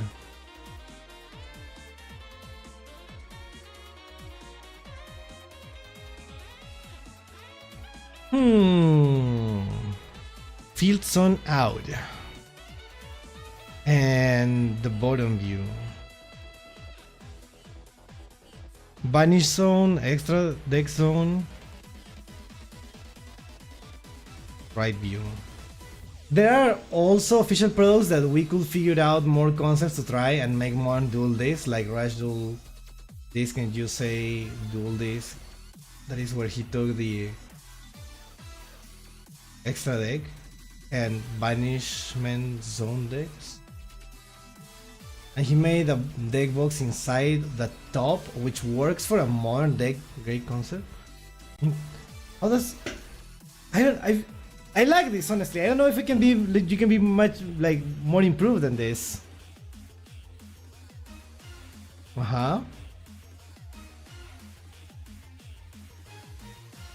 Cool servants at back row. Graveyard zone, deck zone. The tabs there are the extra zones. Press mode size comparison to this good looking guy. Comparison. Oh, that's the unboxing. Wait, hold on.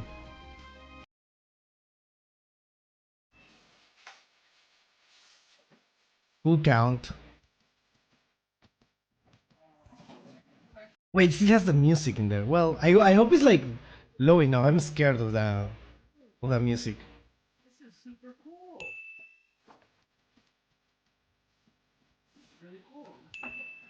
Wait, what is it like? How do you like? It's in a box, but what else is in the box that makes it not like mess up in there? So cool. You're awesome. This is awesome. Styrofoam? Ah! But yeah, amazing. Really, really, really cool. No, but actually, it's really awesome, really clever how you made it. I really like the design too in the terms of like the color and the text that you put in it. So I think it's really awesome. I honestly I feel like Konami should do stuff like this because in terms of design, it's like perfect. And I know it could be like a little bit more like polished, I guess. If you want like any type of like feedback, it's like you can feel the jankiness, but that's part of the charm of it. The Dexon did pop off, but he easily fixed it. Yeah. Okay. Makes sense that yeah, honestly, because it wouldn't break in a way that you couldn't like fix.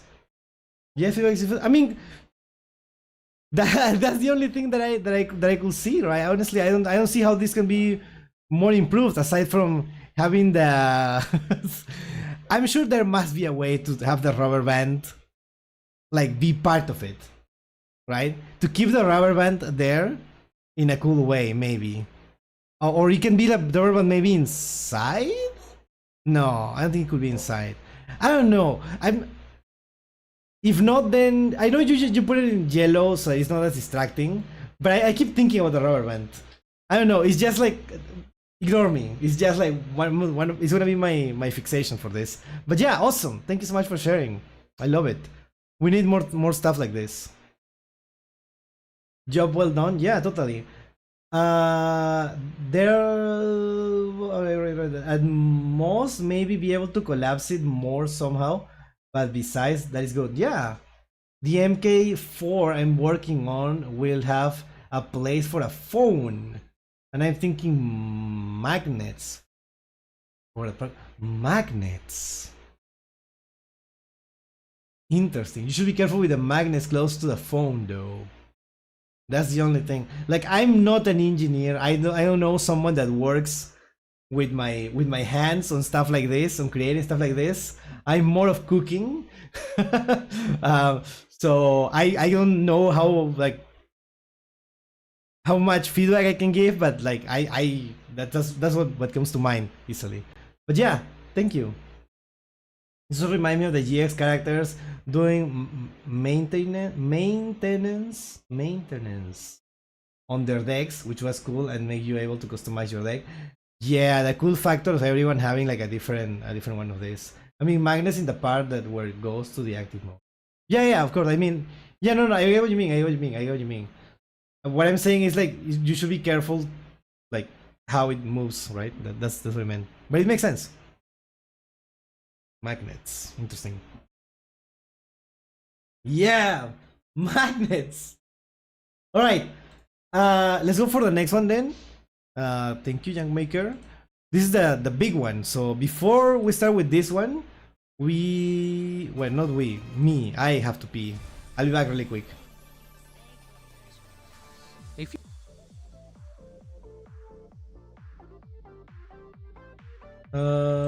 Alright, I'll be back really quick, chat. So don't panic, I'll be back.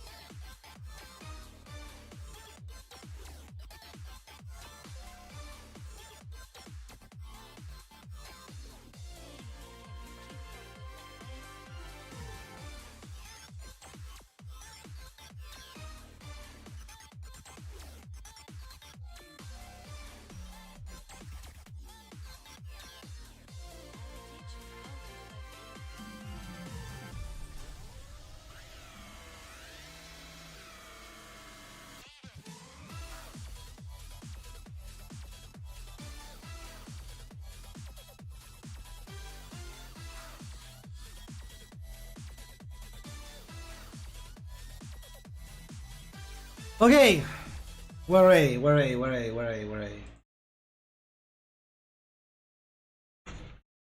Oh.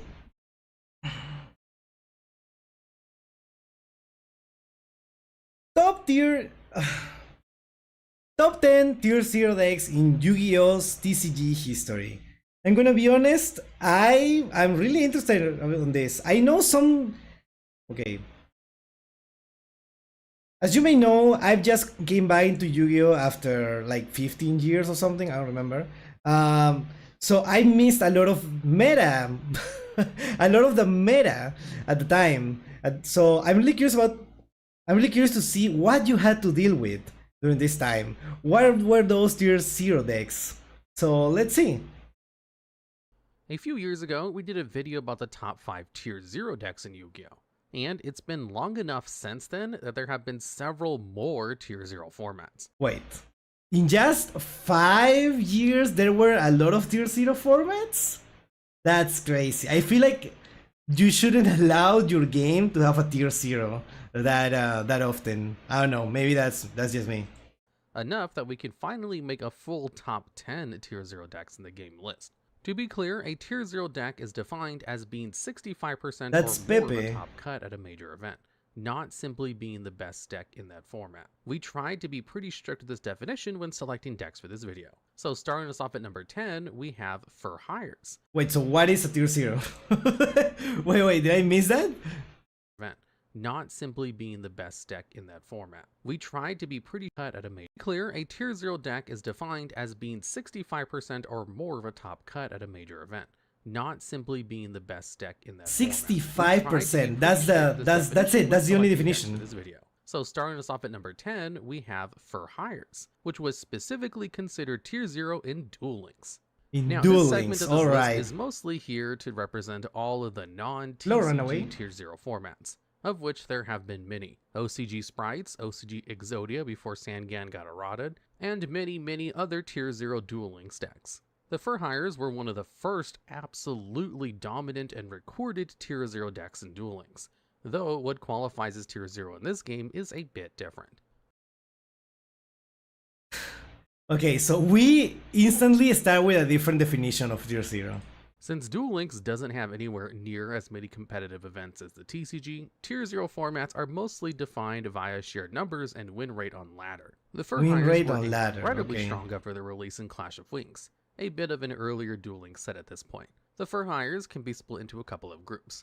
The level 4 and lower For Hires that each have an ability to special summon another For Hire from hand, and the high level For Hires that do other stuff that you want to special summon for free. This setup allowed the deck to do a ton of damage very fast, Alright. which was extremely valuable in the earlier days of Duel Links, and is still pretty good thanks to the lower starting life points of only 4,000. The Fur Hires could deal a ton of damage in a single turn thanks to their amazing swarming ability, and they had lots of utility on top of summoning big monsters. Recon Scout for Hire not only lets you special summon a Fur Hire from hand, but when you do summon a Fur Hire, you can destroy a set card in the field. On the other side of things, Dampa Marksman for Hire can instead pop face-up cards in the field when you summon another Fur Hire monster. These cards will let you cheat out cards like Dinah, Hero for Hire, and Wiz, Sage for Hire, I've never seen have that an one. effect when they're summoned as well as powerful on-field effects.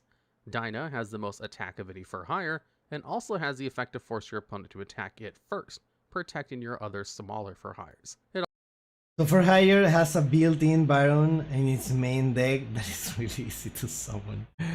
Oh no. Tier 0 when a major event, the deck is found amongst at least 65% of all participants. It's just that good that everyone has to play it. Dang. Oh, I see, so it's like that. I don't understand. Yeah, I mean, it's good to see you here, but yeah, probably a weird time to join. It also allows you to banish cards from your opponent's graveyard for each Fur Hire in your field when it's summoned, which is very useful for messing with your opponent's strategies. Wiz gives you 500 life points for each Fur Hire on field when it's summoned. So I want to see like why is the deck better than everything else at the moment. Spell or trap At the card or time. effect, which is great protection for your field. However, the most important card in this deck is probably Beat Bladesman for Hire, which is a great consistency booster. This level 3 Fur Hire not only lets you special summon a Fur Hire from hand once per turn, but also adds a Fur Hire card from your deck to your hand when you special summon a Fur Hire while it's on the field. Is that once per turn? Plus any other low level Fur Hire, It is gives once you per into turn. any of your big Fur Hires, as you can special the smaller one, add the big Fur Hire with Beat, then use the other small Fur Hire. Yeah, that down already to sounds 1 super and summon unbalanced. it out with the other small Fur Hire. This will even net you a pop off of either Dampa or Recon, as you'll be meeting their condition. The combination of the potency of these cards with their variety of powerful effects and amazing swarming ability, alongside just how consistent Beat made the deck, made Fur Hire incredibly difficult to beat. You have to remember, the game wasn't where it is nowadays all the way back when Clash of Wings released. A single Wiz negate was hard to play around, and the deck's Special multiple summon one disruptive monster for effects hire gave the is deck such a good dumb joint fun potential. joke. The deck's ability to get huge OTKs was made even more potent by the beatdown skill, the most common skill the deck played, Beatdown. which, once per duel, lets you increase the attack of all your monsters by 300 times the number of level 5 or higher monsters you controlled. After you drew a few Dinahs and Wizzes on field, you could just use beatdown to push for 1200 to 2700 extra damage, which is huge in Duel Links. Fur Hires may not look impressive to the modern eye, but being a powerful, flexible, and overall consistent deck at this point in Duel Links was far too much for most of the rest of the metagame to handle. While we don't exactly have tournament data for the deck, I want to see what were the other decks at the time. Meta, one of the most reliable sources of data for the game. Of course, this is only Duel Links, and there are many other decks that were extremely dominant in their time, and none of them are quite what this list is about. So Fur Hire takes the bottom spot here, representing a myriad of broken decks in Yu-Gi-Oh! That weren't quite as dominant in the TCG. And Okay, so we're gonna start with the actual tier list now. Fur Hire had a constant access to negates and field destructions when other decks had to build up to that. Oh, I see. You just get like a lot of like stuff like that easily. That's what. Awesome. Fur Hire is very flexible and just got new support from Burst Protocol, so you can punch hard. Didn't they were gonna get like its own maxi, I think, or its own something like that. I don't remember. It was like they wanna get their own like archetype staple. So yeah. So it's end spam of ES. Yeah, exactly. As someone who played for Hire in Duel Links when it was released, I can confirm it was that broken. Okay. Let's see an actual deck at now. number 9, we have Kashtira. Oh, okay. This deck Was is Kashtira practically was synonymous right with after frustration in the Laments, mind right? of Yeah, I Yu-Gi-Oh! hate players. this. The archetype focuses around restricting your opponent's options in a variety of ways.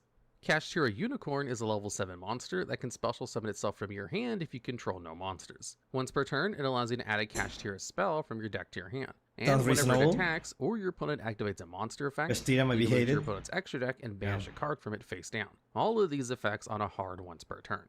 This can stop you from accessing important plays if you're not careful, and that's not the end of the deck's ability to stop your plays. Kashtira Shingra This is Irad this is the most hated thing for me.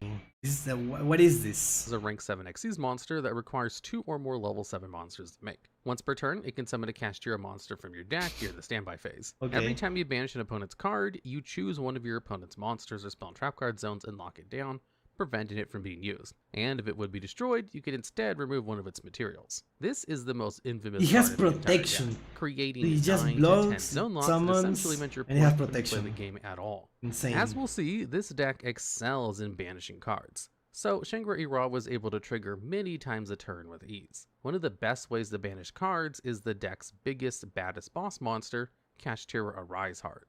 This is Also a rank 7 banishes Xyz everything. monster that requires 3 level 7 monsters to summon. However, you can also summon it over any single Kashtira monster you control if a player activated Shingra Ira's effect this turn. Any card sent to the graveyard gets banished instead. Once per chain, when a card is banished, you can target a banished card and attach it to this card. And you can remove 3 Xyz materials from Arise Heart to target any card in the field and banish it face down. What is this card, dude? Oh, what is this? How is this a real card? Why was this made? Cash isn't a full power though. It has several cards limited, and it's still so annoying. What I can't. The Macrocosmos style effect not only stops many decks from working at all on its own, but it also means that Arise Heart will be getting a ton of materials to banish even more cards, as well as giving your Shingra Ira more chances to activate and lock your opponent out of plane every time you use its ability to banish a singular card face down. That's an important part. Like, if you have a deck that is bad against Kashtira, you instantly lose. Like, you see your opponent starting the Kashtira combo, you don't stop it, you already lost. Like, you might as well surrender. Like, a lot of decks, or maybe it's just a coincidence that it's me in particular, the one that has the issue, right? That just the decks that I play are impossible to play against Kashtira. And I hate that. It's always so annoying. On top of having ways of cutting off your opponent from the game, the deck also had a slew of other powerful cards. Kashtira Fenrir was strong enough and splashable enough that many decks outside of Kashtira used it as well. Once per turn, if you have no monsters, you can special summon it from your hand. When it declares an attack, or an opponent activates a monster effect, you can target one face-up card your opponent controls and banish it face down. And Why can't you just summon that thing, dude? What do you mean? Both of these effects on a hard once per turn. And it can add copies of itself, by the way, which made the card extremely annoying to play against regardless of what deck your opponent was playing Fenrir in. Kashtira Birth allows you to normal summon a level 7 monster without tributing, and once per turn, special summon a non-Xyz Kashtira monster from your banishment or graveyard. Also, if your opponent activates a spell card or effect, you get to banish 3 cards in their graveyard face down, just to mess with them even more.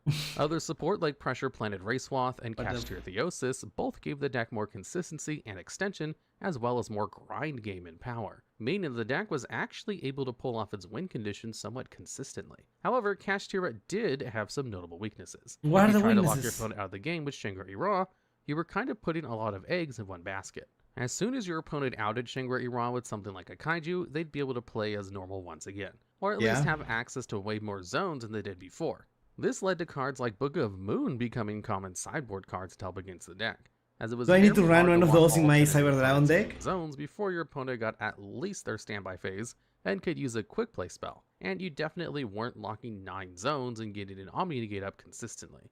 While cards like Arise Heart are very powerful, they aren't impossible to beat either, just very difficult to navigate around. Not to mention that the deck was a bit clunkier than some of the other decks we'll be seeing later on this list. Okay, I know it's not unbeatable, but it is unbeatable to some decks, which I play for some reason. Just draw the out isn't a good argument for decks' weaknesses. Yeah, exactly. Like, even if you have an out, how do you search for it, right? What if you don't draw it? It's dumb. Like, this is a dumb deck. It shouldn't exist.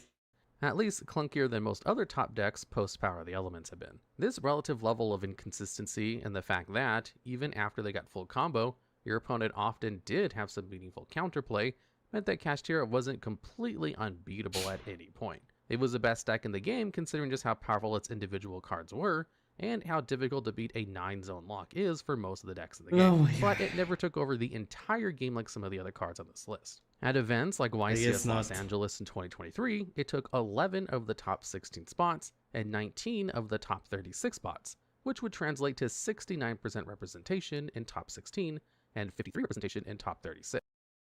Well, for stuff like Sky Striker using a spellbook engine, what the hell is a spellbook engine? What does that mean? What is a spellbook engine? A spellbook engine? Yu-Gi-Oh? What is this? I've never seen this. Should I play this in Sky Striker just for this? I don't think I will. I don't think I will. I'm gonna be honest with you. Spellbook, another one. Cash weakness is that they rely entirely on disrupting your game plan using on negating your instead of negating your plays. So if you have cards, yeah, okay. That is if. It's always if and when, but never is. It's always if and when, never is. We're gonna start. Pepper, run Hamp. No! I am not running Hamp! And even if I was running Hamp, it's still not an out for it. The Spellbook engine is a card engine using the Spellbook spell cards. What? That solves your cash issue. Yeah, but I'm only gonna face Castilla like once every like 30 games or something, right? Every 30 games I'm gonna face Castilla. And otherwise I have a dead card. I have a brick. I'm out Sliger too. Okay, for the other, okay, so it's not one on it's two in 30 matches. It's ever and if you are a good enough to play consistently. No, that's not how it works. That's not how it works. And the Raid Raptor Tower, I can out the Raid Raptor Tower by attacking it.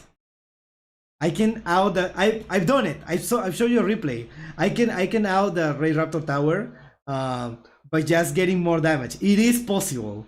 This thing just doesn't let me play.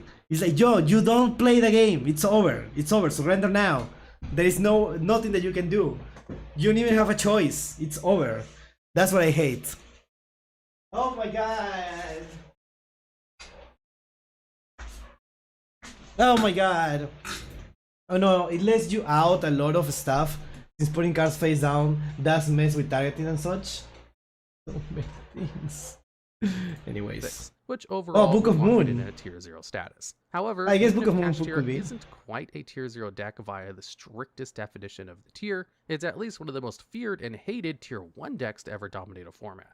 Thanks to So this is not barely exactly a tier sneaking into 0? Tier 0 and being one of the most infamous decks ever released, Cash Tira is barely able to slide into this list. And at number 8, we have Necrod. This is a deck of ritual cards, a famously underpowered mechanic in Yu-Gi-Oh! Since most ritual strategies require you to have a ritual spell, a ritual monster, and a tribute in hand to summon a ritual monster, which is both very resource intensive and extremely clunky.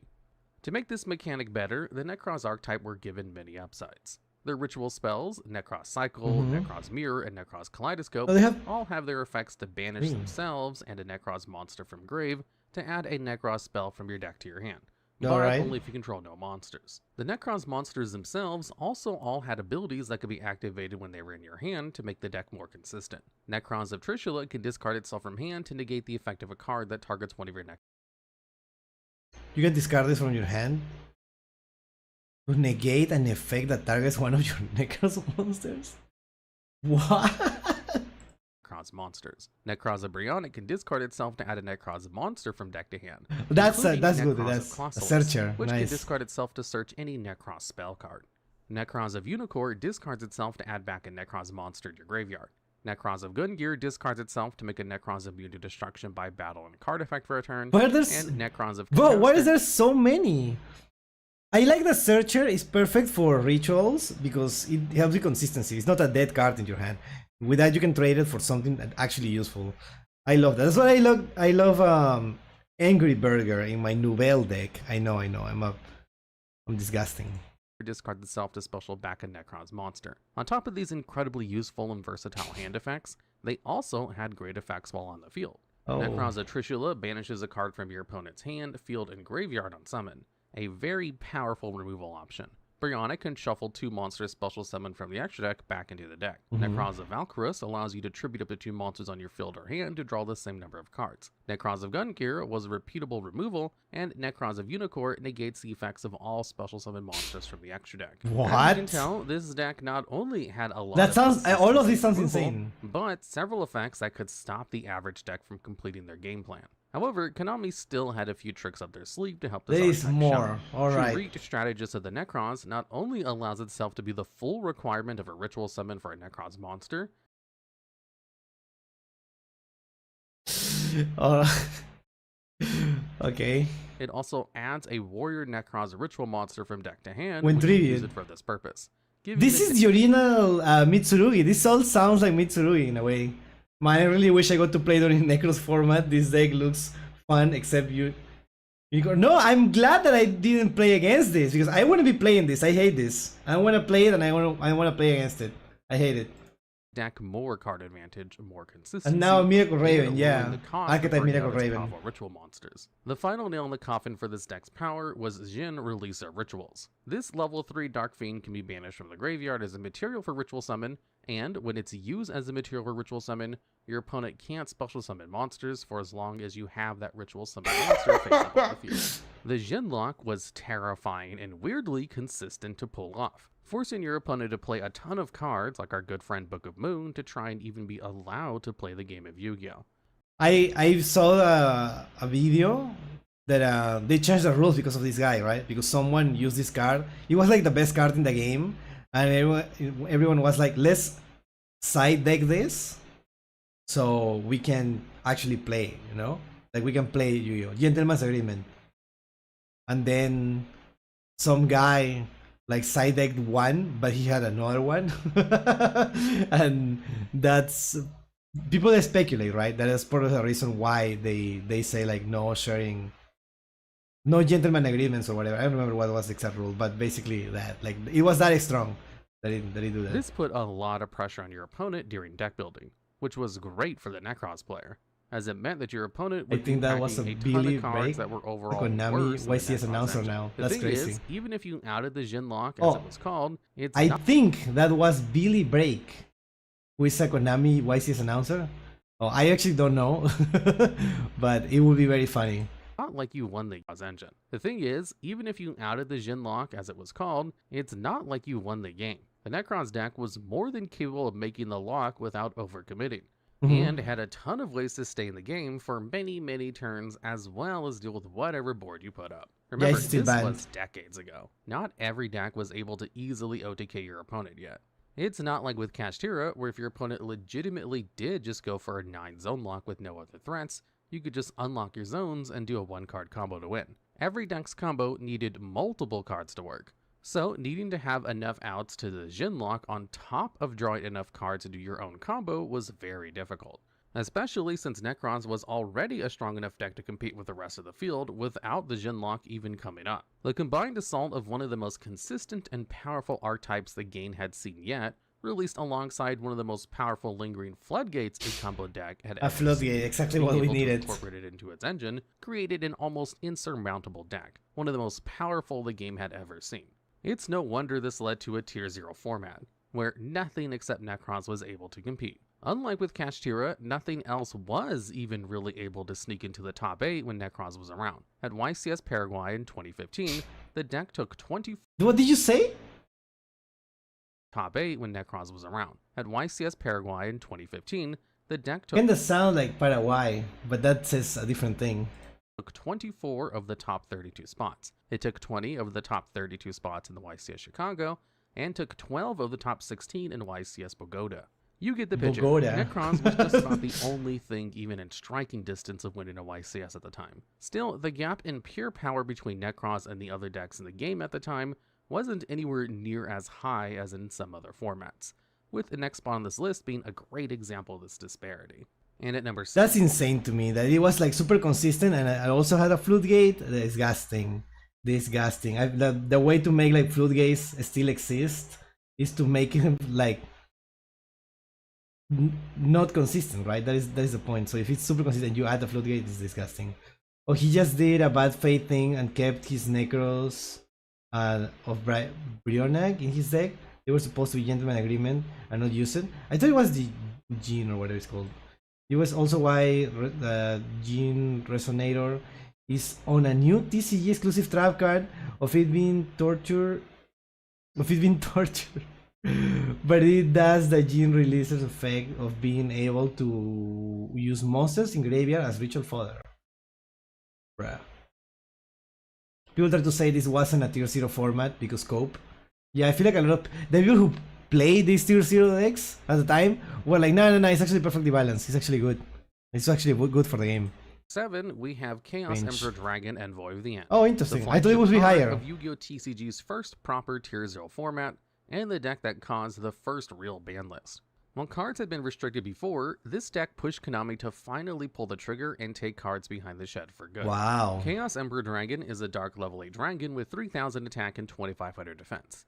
It can't be normal the Blue Eyes White and Dragon. can only be special summoned by banishing a light and dark monster from your graveyard. It also originally had the effect where you could pay 1000 life points to send as many cards in both players' hand and on the field to the graveyard as possible. Then inflict 300 damage to your opponent for each card sent to the graveyard by this effect. This alone is a really strong effect. I guess at the time especially. All the way back in 2004 when the card was first released. The game was just a lot slower. So having a card that could either be a free 3000 beater or a reset button in a pinch would have already been good enough. However, there was a way to go further with this card. The cards Sangan and Witch of the Black Forest both had the effect to add a monster from your deck to your hand just with 1500 or less attack or defense respectively when the cards were sent to the graveyard. And this would trigger if they were on the field when you activated Chaos Emperor Dragon's effect. This can allow you to go and find Yatagarasu. This is a mere level 2 Wind Fiend with only 200 attack. It's also a spirit, so it has the same downside where it can't be special summoned and bounces to your hand at the end of the turn if it's normal summon or flip face up. However, when it inflicts battle damage to your opponent, they skip their next draw phase. This can be a very powerful effect, as it stops your opponent from ever drawing an out if they're in a losing position. Combining all three of these cards gives you the infamous Yada lock. You simply need to get Sangan or Witch on the field, then activate Chaos Emperor Dragon and use its effect. Then you use the Sangan or Witch to add a Yatagarasu to your hand and normal summon it. You use its effect to stop your opponent's next draw, who at this point on an empty hand lacks a board and won't get to draw, so they'll have no possible game actions they can make. This is effectively the end of the game. And this kind of combo was way too much for the game at the time. I can imagine why it was the first thing banned. Yatagarasu are already staples in that metagame, worth playing on their own.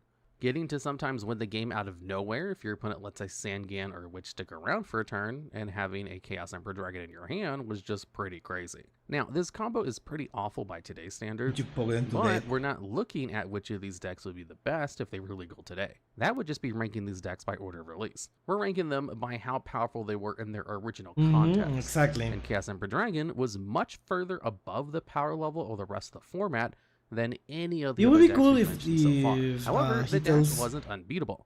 Like, the combo who were the is other inconsistent, decks at the time? and good draws can allow you to beat CED before it even has a chance to lock you out of the game. We don't have much data from this time, as the resources for collecting top results and the like at the time were incredibly sparse. But we do have what indicates that the deck was having a huge impact on the what metagame. is that? The fact that it led to bans for the first time ever is proof enough that at least Konami felt like it was too oppressive.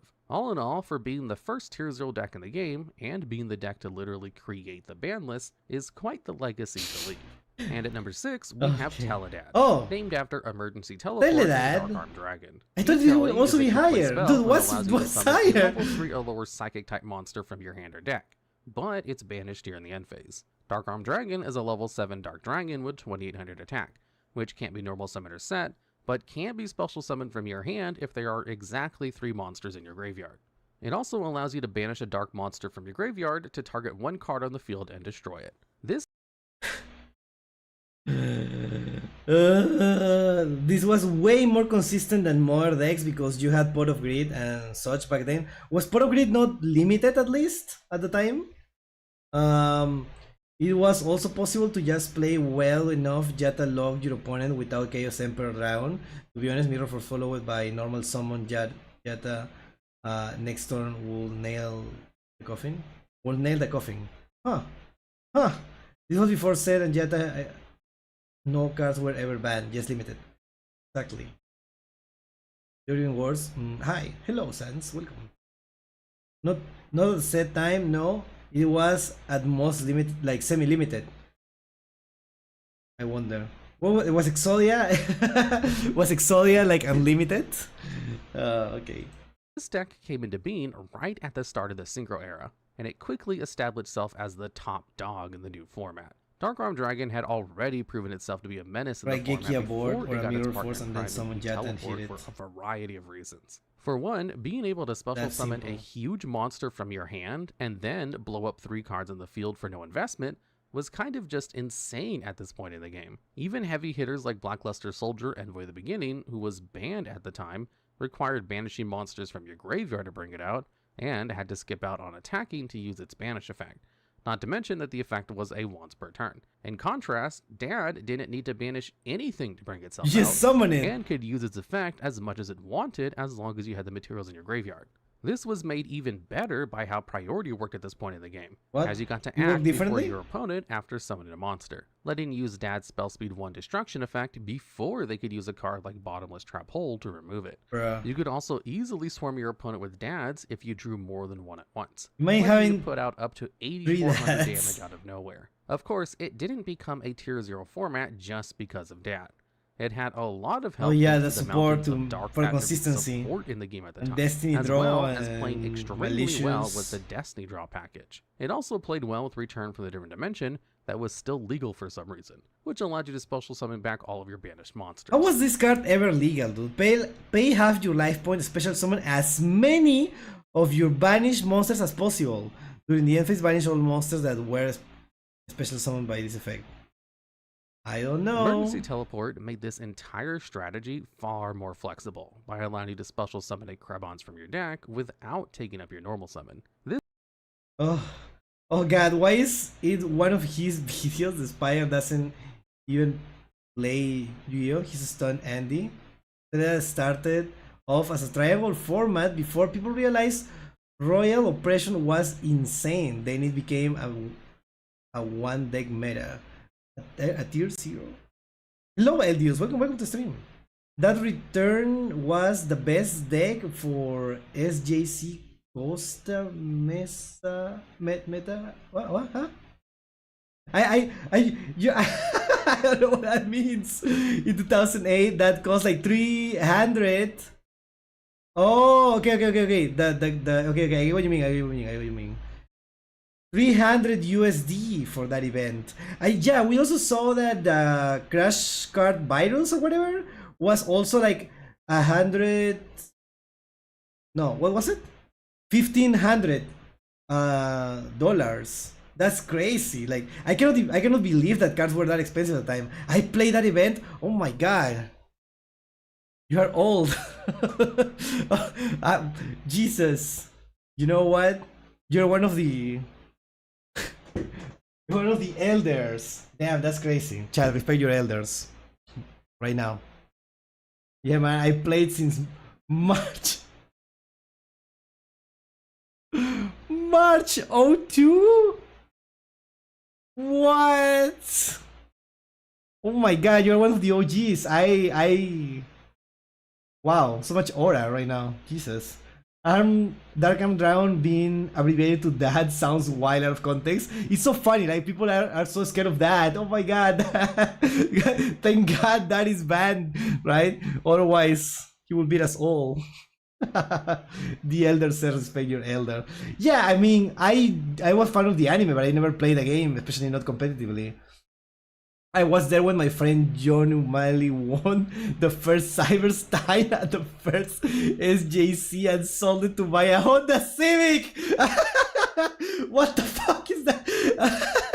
What is that sentence? Is so crazy. That sentence keeps getting more and more crazy. That is so funny.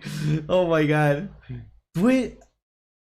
28,000 USD. Oh my god, that's huge. That's huge. Oh, remember it's the same game that gave us the bangers like Painful Choice and Last Will. Yeah, you know what? You're right. Painful Choice was probably not that bad at the time. right? But when the effects started activating from the graveyard, it's deep, or like you need things in the graveyard was like, ooh. Yeah, Yu-Gi-Oh has always been insane. All players just don't want to learn the new rules and refuse to to like new. They don't have to like the new cards. Like I don't know. So they call it wars. Yeah, they just don't engage with it. And remember, Crash Card Virus wasn't searchable. It was still a problem. Now you can use Lab to just use some virus cards. Oh yeah, you're right. You're right. Now it's like searchable. That is so funny. Back then you just draw it. You just had to draw it, right? Oh, but at the time Graceful Charity and Pot of Greed were limited or like forbidden. I don't think they were just like a 3. There is no way. But yeah, I still like helping, obviously. Or just have rose-colored glasses to be more specific. Yeah, I get what you mean. Every couple of years there was a big power creep. Now it's every year. Yeah, that's what like the video started in a very funny way, saying that there was a top 5 tier 0 decks tier list before, and then it's been 5 years, and now it's a 10 tier 0 decks tier list. So it was like, wait. There were 5 tier 0 decks in 5 years? That sounds like you're not balancing the game right. That sounds like Konami has some issues there, because that doesn't sound like a healthy for the meta, for the players, for anyone.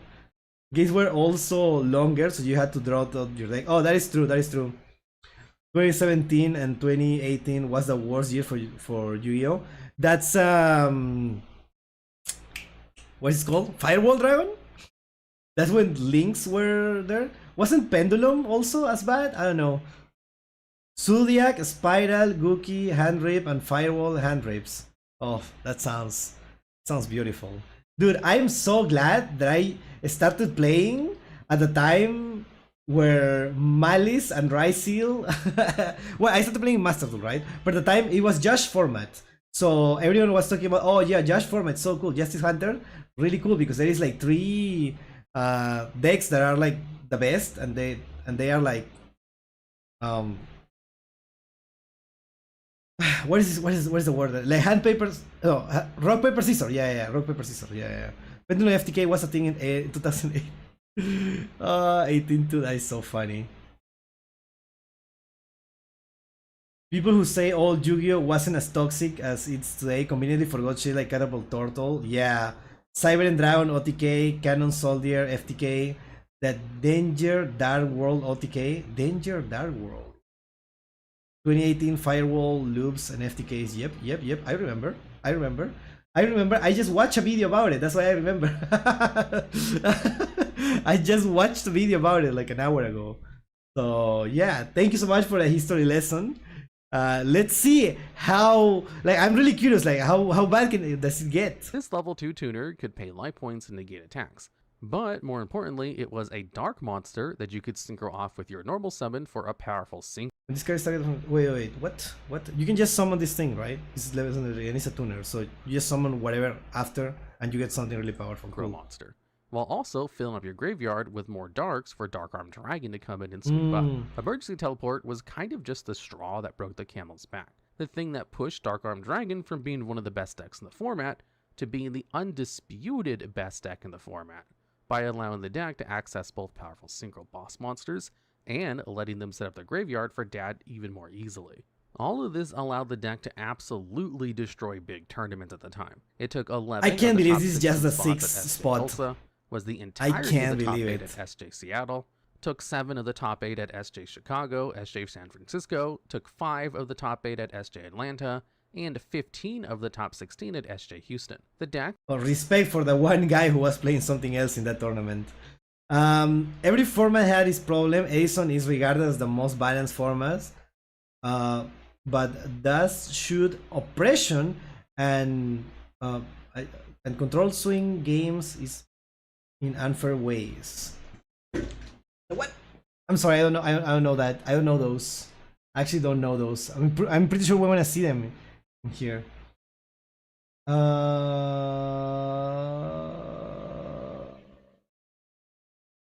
Brain control swing games. Oh, okay. That makes sense. That makes sense. Danger Dark World is what Jesse used to kill that child on a future match. I'm sure we're gonna see that. Was When Jesse sent him to the Shadow Realm. And Konami took frustrating little action to curb its success. For nearly a year, Teledad was drowning out every other strategy at a tide of value that they simply couldn't keep up with. And at number 5, we have Zodiac. This is an archetype. Okay, finally, Zodiac. Yeah, this is probably was the best one when Master Duel came out, right? The feature match is like the funniest Yu-Gi-Oh clip that exists, I swear. It's not even a clip, it's a whole but it's so funny. It's so awkward. The casters cannot believe it. Oh my god. Type with a very simple gimmick. All of its Xyz monsters had an effect where, once per turn, you could summon them using any Zodiac monster as their full material.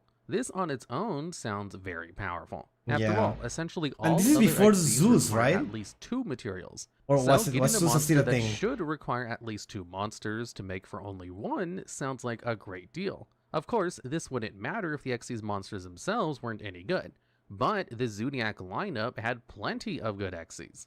Wait, what do you mean? Oh, is that the one of skipping the enemy turn? No, that was never good, right? You're talking about the world? The world was never good, I'm pretty sure.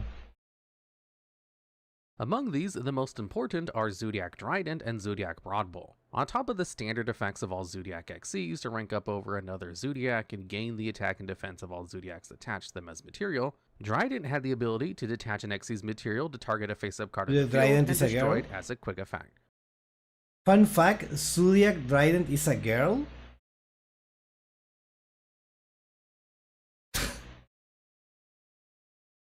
Alright. Broadbull had both of the standard effects and could detach an Xyz material to add a Beast Warrior type monster that can be normal summon or set from your deck to your hand, which describes the entire archetype. Essentially, Broadbull lets you turn any Zodiac name in your deck into a search.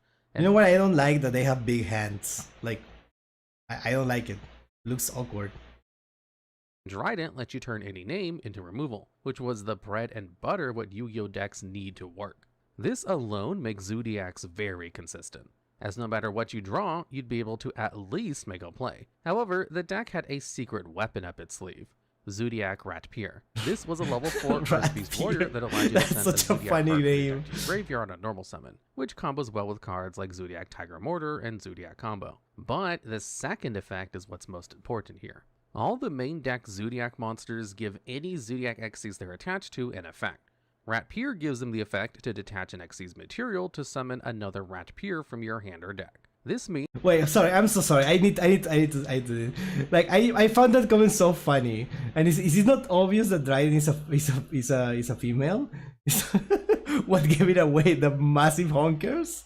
I thought it was padded armor. Dude, I don't know. To me, when I read that, I was like, it sounded like, did you know that like Dark Magician Girl is a girl? Fun fact. I'm so sorry. I was like confused. I was like, wait, is that, am I I don't know. What am I? What am I? I don't know. I was like confused. I was confused. I was confused for a second there. I'm so sorry. Actually, not a lot of people know Dryden and Dreadbull were girls and they're wearing gauntlets. And Broadbull? Wait, what? Broadbull? Wait, which one is Broadbull? We'll that see. you could make plays. Did people such know as she was? Ratpier, I wanted to rank say up it into funny. any Okay. Zodiac, then detach to summon another Ratpier from your deck. Then you rank up the original Xyz monster into a Tiger Mortar, use its effect to reattach the original Ratpier from your graveyard to it, and since it's a new monster, the soft once per turn has worn off, and you can use the effect again to summon another Ratpier from deck, allowing you to summon any rank 4 you want. Then you can simply rank up Tiger Mortar into Trident, usually ending on either 2 forms of disruption, or disruption plus follow-up off of a single normal summon. A common monster to summon was Daigusto Emerald, Oh, which what would allow what you is to a attach different material thing? to shuffle 3 monsters from your graveyard back into your deck and draw a card, netting you even more card advantage and resetting your Ratpiers for later. And this didn't even need your normal summon, because Zodiac Barrage and MX Saber Invoker could summon Rat Pier for their MX deck. Saber Invoker is a Invoker? rank 3 that asks for generic materials. So, with an engine of 3 Speedroid Terratop, which, if you have no monsters, can special summon itself from your hand for free, and then add a Speedroid monster besides itself from your deck to your hand. You grab Speedroid Takatomborg, which can special summon itself since you have a wind monster on field, and use them to make Invoker, giving you 6 cards between Barrage and Terratop that can allow you to start this full combo without committing your normal summon. But that's not all. Remember, every Zodiac in your deck is essentially any Xyz, including Zodiac Broadball. So even if you don't open Oh, okay, that's the one one. of your other 6 optimal starters. Okay, that one you I can just see go being grab Rat Pier confusing. for next turn and then rank up into Trident anyway. This was much earlier in Yu-Gi-Oh's history, so the threat of an OTK was severely lower. On top of that, since your Zodiac lineup is so lean and consistent, the deck could afford to play a lot of non-engine, letting it play a plethora of powerful spell and trap cards to keep them alive for the next turn, even if they were scared of their opponent. Zodiac may not put up the most impressive boards to the modern eye, but it's the most consistent deck in the game. Yeah, exactly. Release, Consistency, had the and that is ability to also very generate so much important. card advantage each turn that almost nothing could keep up with it. Nearly every deck that we know of that topped an event around this time was on Zodiac. Out of the 19 decks we have listed Alright, in the let's see top it, let's see it, 32 let's see of it. the YCS Paraguay, Zodiac was in 14. Yeah, he's saying Paraguay, but that doesn't say Paraguay, right? That says a different thing. Out of the 23 decks we have data for from YCS Atlanta, only 3 of them didn't play Zodiac, and 11 of the 12 decks we know from the top 32 YCS Seattle were also playing Zoo. It was hard to find a top cut that wasn't infested with countless Zodiacs during this year release, and took heavy action on the ban list to finally stop the deck's reign. And at number 4, we have Pepe, named after the Performapal and Performage archetypes. This deck is remembered for being when Pendulums finally went too far and completely broke the game. The deck had multiple cards that broke the rules of Pendulums. The first was Performapal Monkey Ball. I'm sorry, dude. I guys see the other decks, and it's tier 0, yeah, a bunch of like knights, like the big dragon, yeah. The other big dragon, yeah, the rituals, right? The knights, yeah, Castira, whatever that is. And yeah, the first higher not okay, but this one, it looks so funny. Like, this is tier 0. This is what you're scared of. This is what everyone is playing because it's the best thing ever. Monkey board. I know. It's just like, if I'm not a Yu-Gi-Oh player and I see this, that this is what everyone is scared of. Monkey board. Performapal monkey board. I will be like, what is this game even about? A level 6 Beast Pendulum with a Pendulum scale of 1. Its monster effect allows you to discard it from hand and reveal a Performapal or Odd-Eyes monster in your hand, and reduce the level of all monsters in your hand with that name by 1 for the rest of the turn. Now we get Yummy, but Yummy's not tier 0. Yummy's not tier, that's the difference. Yummy's top tier, cool, right? It's top tier next to you know, like fighting game guys with like a police force and literally dragons and spellcasters, right? That's something that makes sense to me, right? But this is tier 0. This is monkey board. This is a monkey on a suit. Which can make them in a monocycle or whatever it's called. However, the pendulum effect is the main attraction here. Its pen scale becomes 4 if you don't have another Performapal in your other pendulum zone. But that's not really an issue thanks to the next effect. During the main phase of the turn this card is activated, you can add 1 level 4 or lower Performapal monster from your deck to your hand. This could add a ton of cards, but important among them are cards like Performapal Guitar Turtle and Performapal Lizard Draw. These are pendulum monsters with pendulum effects that can draw you a card, a very powerful effect on its own. But they're also search targets for Monkey Board with pen scales of 6. This means that a single Monkey Board can set up scales of 1 and 6 on its own, letting you spam the board with low-level monsters with a pen summon for only 1 card, and even 0 cards if you use Lizard Draw to cycle after you pendulum summon. Wait, this doesn't sound that good. I assume this was like extremely good at the time, but right now it feels like there is better things for pendulum spamming. Or am I stupid? Am I crazy? Am I missing something? This doesn't seem that good. This was exceedingly rare, not only at the time, but even to this Even day. today? Really? Pendulum's only real weakness as a mechanic, especially all the way back in Master Duel 3 before they were restricted to summoning pen monsters Am I just in unlucky? like zones, was that it was just very card intensive to actually set up scales, eating 2 entire cards from your hand. Monkey Board basically removed this downside altogether by making setting up your scales card neutral in terms of advantage. Of course, it's not the only absolutely insane pendulum monster in the deck. There was also Perform Mage Plushfire. This level 4 pendulum monster had the effect where, if it was destroyed by battle or card effect, you could special summon another Perform Mage monster from your hand or deck. And this effect was not once per turn. This effect would also trigger if it was destroyed while in your pendulum zone, so you didn't So even how need do you to destroy get into it? the field proper. So you could do things like scale it and then use a card like Luster Pendulum the Draco Slayer to pop it from your pen scale to add another plush fire from deck to hand, Oh, I while see. also getting a free special summon from the deck. Unfortunately, there's no Perform Mage you could summon from the deck to pop your second plush fire in your skills. But the deck had tons of ways to go even further for more advantage. Performer Pal Pendulum Sorcerer on summon lets you target up to 2 of your own cards and destroy them to add the same number of Performer Pal monsters with different names from your deck to your hand, which can find the previously mentioned Performer Pal Monkey Board and Guitar Turtle to draw extra cards, while also setting up the pen scale. Guitar. Guitar Turtle. The whole circus.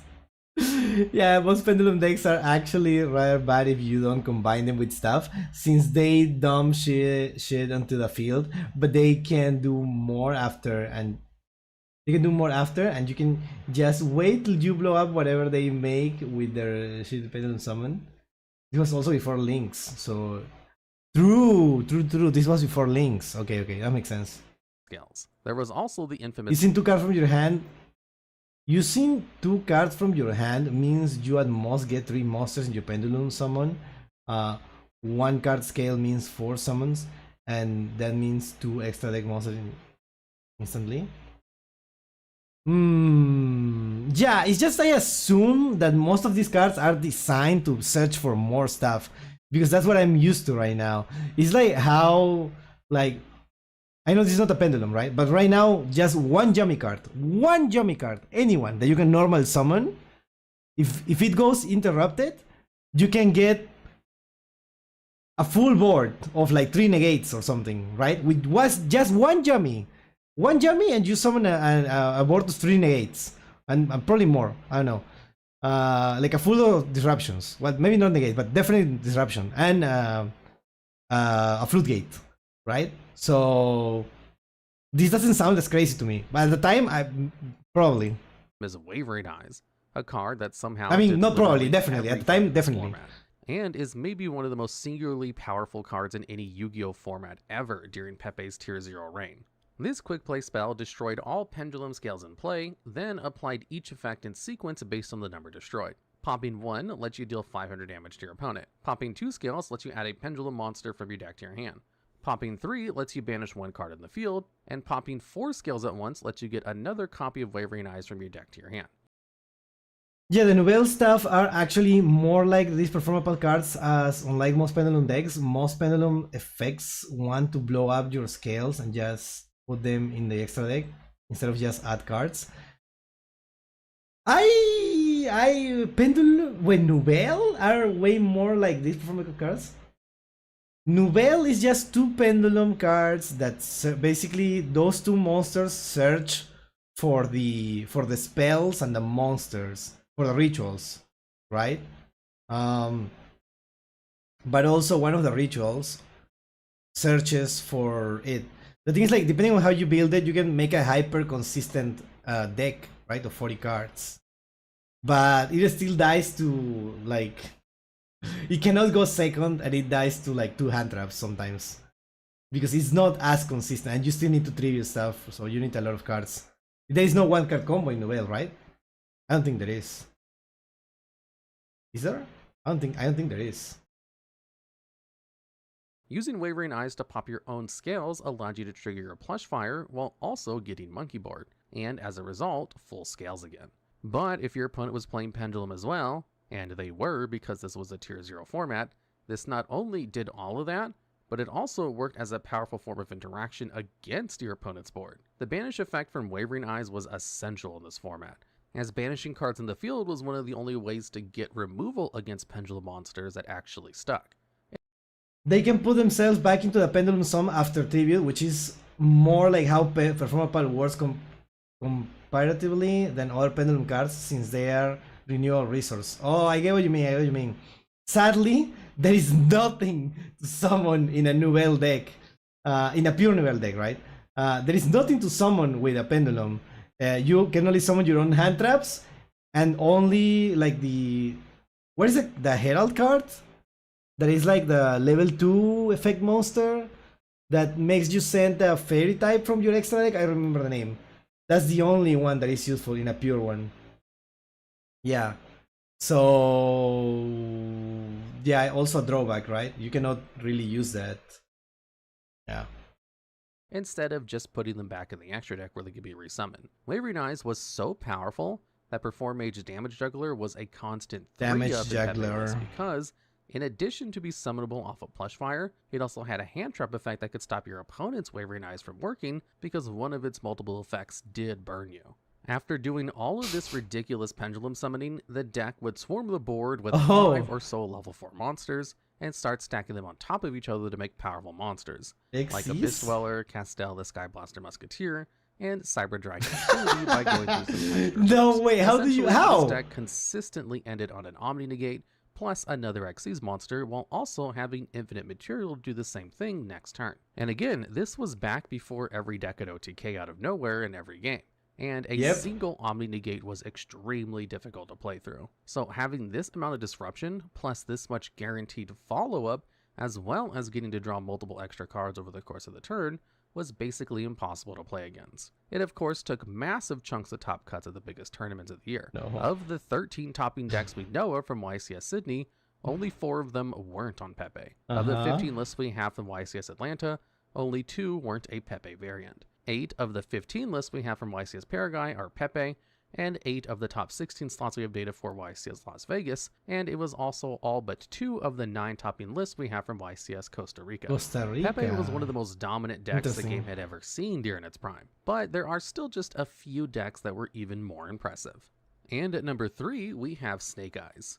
This is a deck centered around a lot of level 1 fire monsters. Oh, this thing just got unbanned in masterduel, right? Most of the level 1 monsters, Snake Eyes Ash, Snake Eyes Birch, and Oak, have the effect to send themselves another card on the field. I always hear about Snake Eye. Special summon any Snake Eyes from the deck. The other gimmick is most obvious when you look at their boss monster, Snake Eye Flameberg. But the big synchro is like still playable in a lot of decks, right? I see it a lot. Has a lot of effects, but among them is the effect to target one monster on the field or in the graveyard and put it into its owner's back row as a continuous spell.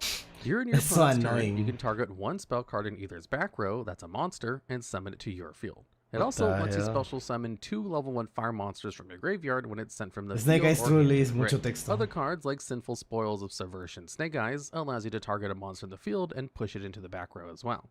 A very strong form of removal. Not only did this allow you to get rid of monsters so you could attack directly and don't have to deal with its effect, but it also didn't send it to the graveyard or was added later on. Oh, I see. And also it wasn't destruction, getting around to multiple forms of insurance. This alone shows why Snake Eyes would be powerful. Its main gimmicks are, similar to Zodiac's, a way to get any important monster from your deck from any monster you drew, and a powerful form of removal that few other decks would get access to. However, the deck also had amazing swarming ability thanks in no small part to Snake Eyes Poplar.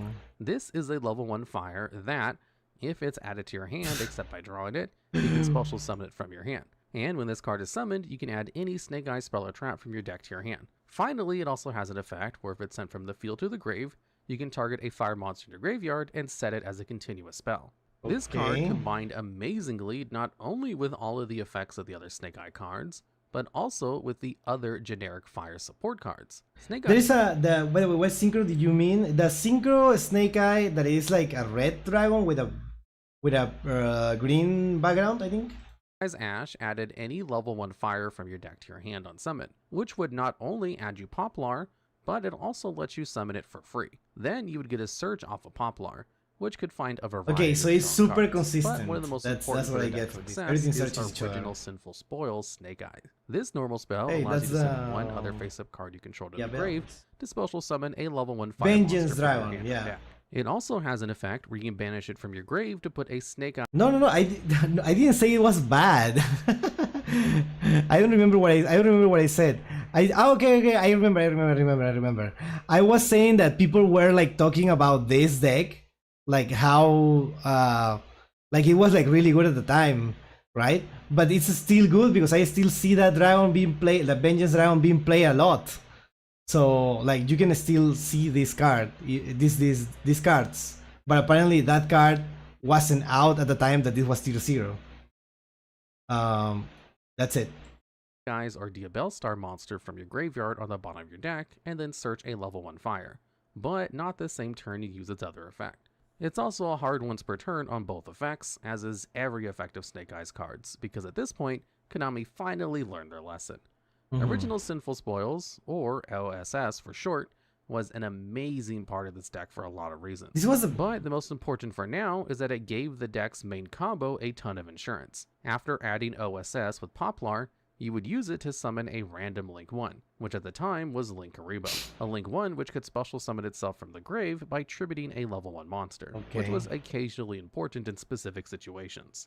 After linking on Poplar, it would let you reset one of your monsters, which would usually be itself. Then you would use Ash's summon from deck effect to send the Poplar that reset itself to summon Snake Eyes Oak, which had the on summon effect to summon a level 1 fire from the graveyard of banishment. I hate this so much. You would get back one of the 2 other Snake Eyes, then use Oak to send your Link 1 and itself to make Flameberg Dragon. Then you'd link off Flameberg and whatever other material you resummon to make an IP Masquerena, which triggers Flameberg to reborn 2 monsters. You use one of the 2 monsters you got back and an IP to make Promethean Princess Bestower of Flames, one of the most insane Link 3s Konami has ever printed. This 2700 attack monster locks you out of summoning non-fire monsters while it's on the field. However, once per turn, it can summon any fire monster from your grave. And if your opponent summons a monster while it's in your graveyard, you can special summon it by destroying 1 fire monster you control and 1 monster your opponent controls. Princess is broken by herself, but Snake Eyes was the best fire deck for a long time. After you make Princess, you use her effect to get Flameberg back and use its effect to reset IP. Then you link off Princess and your last material to make Salamangreat Raging Phoenix. This Link 4 fire monster has multiple effects, but the important one is that if 1 or more fire monsters you control are destroyed while it's in your graveyard, you can target one of those monsters, resummon Phoenix, and then give it the attack of the monster on top of its 2800 attack. Okay, this all sounds like super toxic. Now, it makes sense this is a tier 0. This is the longest entry in this. Okay, now this is what I wanted to see when I started watching this video. I was waiting for something like this. And you're telling me that there is 3 decks that are worse? No way.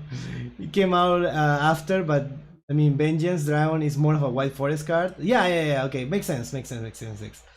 Masterduel suffered the non-games this deck makes for more than 1 year. I wouldn't handle that. You can probably guess one of the entries left. It's Tearlaments. Tearlaments is definitely one of those. But yeah, we'll see. Then, during your opponent's turn, you can use Flameberg to resummon your IP from the back row, fully resolving your combo. This board has multiple forms of interaction, all of which are incredibly difficult to deal with. Raging Phoenix is a huge pain that just keeps coming back no matter how many times you destroy it. Promethean Princess is removal that works from the graveyard. IP Masquerena can turn into something like an SP Little Knight or an Appaloosa Bow of the Goddess at quick effect speed to stop whatever you're doing. And Flameberg will float into even more materials if you remove it, and you'll even get to re-trigger the effects of your Snake Eyes on the following turn for even more advantage. So the deck has multiple forms of layered interruption that punish you for trying to stop its plays in just about any way imaginable. And we haven't even covered the entire deck yet. Another thing that made this deck so strong is how many 1-card combos it had. If you could resolve Snake Eyes Ash, you would always get to this full end board. Not only did you get 3 Snake Eyes Ash in your deck, you also had 3 Bonfire to add it from your deck to your hand. Oh, that's limited now, right? All of these level 1 Snake Eyes are Pyro. However, is this limited because of Snake Eye? I thought it was limited because of something else, and now it makes and then it makes sense. Yeah, it's still limited because of Rice Seal. It's not. It's not limited in the TCG. This is limited in Master Duel. I assume it was a similar case in the TCG. Whoa. What do you mean Ash? No. Bonfire. Rice Seal also. No, yeah, I know. That's what I'm saying. Because I use Rice Seal. I used to use Rice Seal. I know that Bonfire was limited, and I didn't think. Is it because of this? Interesting. Also access the combo with OSS, and that card could be set directly from your deck by the effective Diabell Star the Black Witch, which sets any Sinful Spoil cards from deck on summon, and can special summon it itself by sending a card from your hand or field to the graveyard. On top of that, you can also find Diabell Star from your deck with Wanted Seeker of Sinful Spoils, which also had a graveyard effect that lets you draw a card and put back another Sinful Spoil spell or trap. So the deck, without dipping into cards like Small World, had 12 cards that represented full combo on their own, and could even flex as extenders. Limited because of pinch. Popular and This Ash. turbo consistency, along with the fact that you only needed one card from your hand for combo, let the deck play a ridiculous amount of non-engine, meaning that the deck had tons of hands, where you opened 4 hand traps and 1 card that could snowball into their entire end board if you didn't stop it.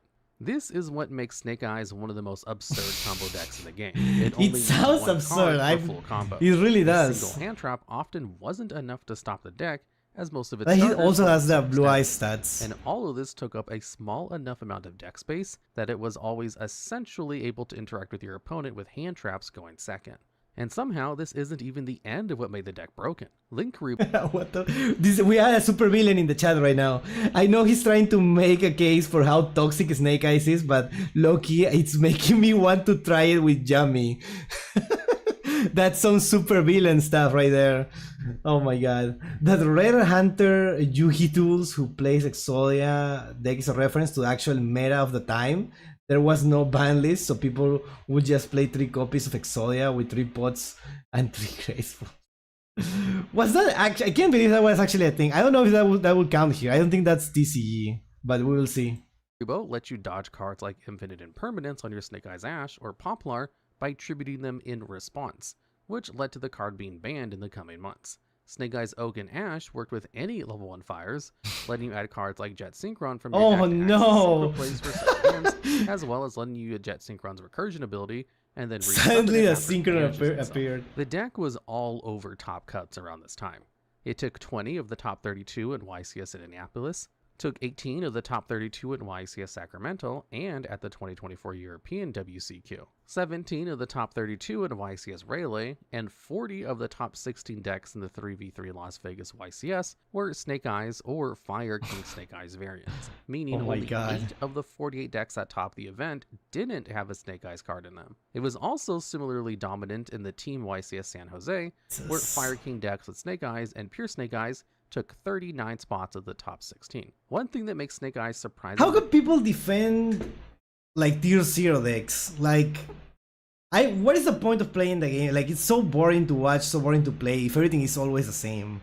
Like, I don't know how people can defend tier 0 deck. I know that tier element guys especially, but I don't know. Is that It just works sounds as so an boring to engine me. for other decks, allowing it to see play alongside decks like Fiendsmith, Rescue Ace, and Fire King, which let it slide into almost every big event if People it like to wasn't win? the star of the show by itself. But what do you mean people like to win if you're always playing against people that have the same opportunities as you because they are playing the same deck? This deck could do anything, and it had basically no real Oh no! Okay, this deck got Link Uribo of all cards banned. Link Uribo of all cards. That is so funny. People, they like having an easy side deck options instead of dealing with the diverse cards. You know Yu-Gi-Oh! School when it had a tier 0 format within the first year? I don't think that's a good thing. I think that's really bad. Why would that be a good thing?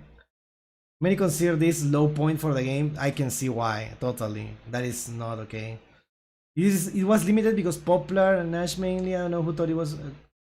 Oh yeah, reinforcement of the army. I feel like cards like reinforcement of the army should be for more specific things, right? Just like searches like that should be more specific, not just oh yeah, level 4 or lower, this type of monster. I don't like that. Guardrails outside of every effect in the deck being a hard once per turn. However, this simple difference is what separates Snake Eyes from the number 2 spot on this list. Wait, number 2? Oh, wait, this is number 3. Oh, there is only 2 more. Okay, okay. I believe the only people that defend tier 0 decks are the same people that say the game is fun when you don't let your opponent play at all. That I feel like those are different type of people, but yeah, I can see what you mean. The mirror match is interactive and interesting. It's the most common defense I hear, but it's bad defense considering tier 0 formats pretty much completely kill variance and creativity. Exactly. I hear the same, and I don't like that argument. Mirror match Malice was not interactive. Yeah, that's why some mirror matches are cool and than others.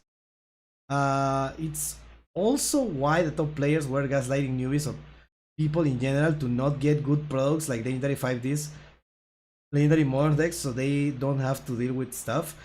Do people actually do that? That is so stupid. I hate if people actually do that. That is. Let's just watch the video. That actually made me mad. Which has no such weakness. And at number 2, we have Spiral. This what the hell is Spiral? Had a theme where cards like Super Agent got bonuses if you could properly guess the top card of your opponent's deck. Super Agent being able to special summon itself from hand on a correct guess. They could also target and destroy a spell or trap card your opponent controls on summon, and both of these effects are one of the few hard once per turns in the deck.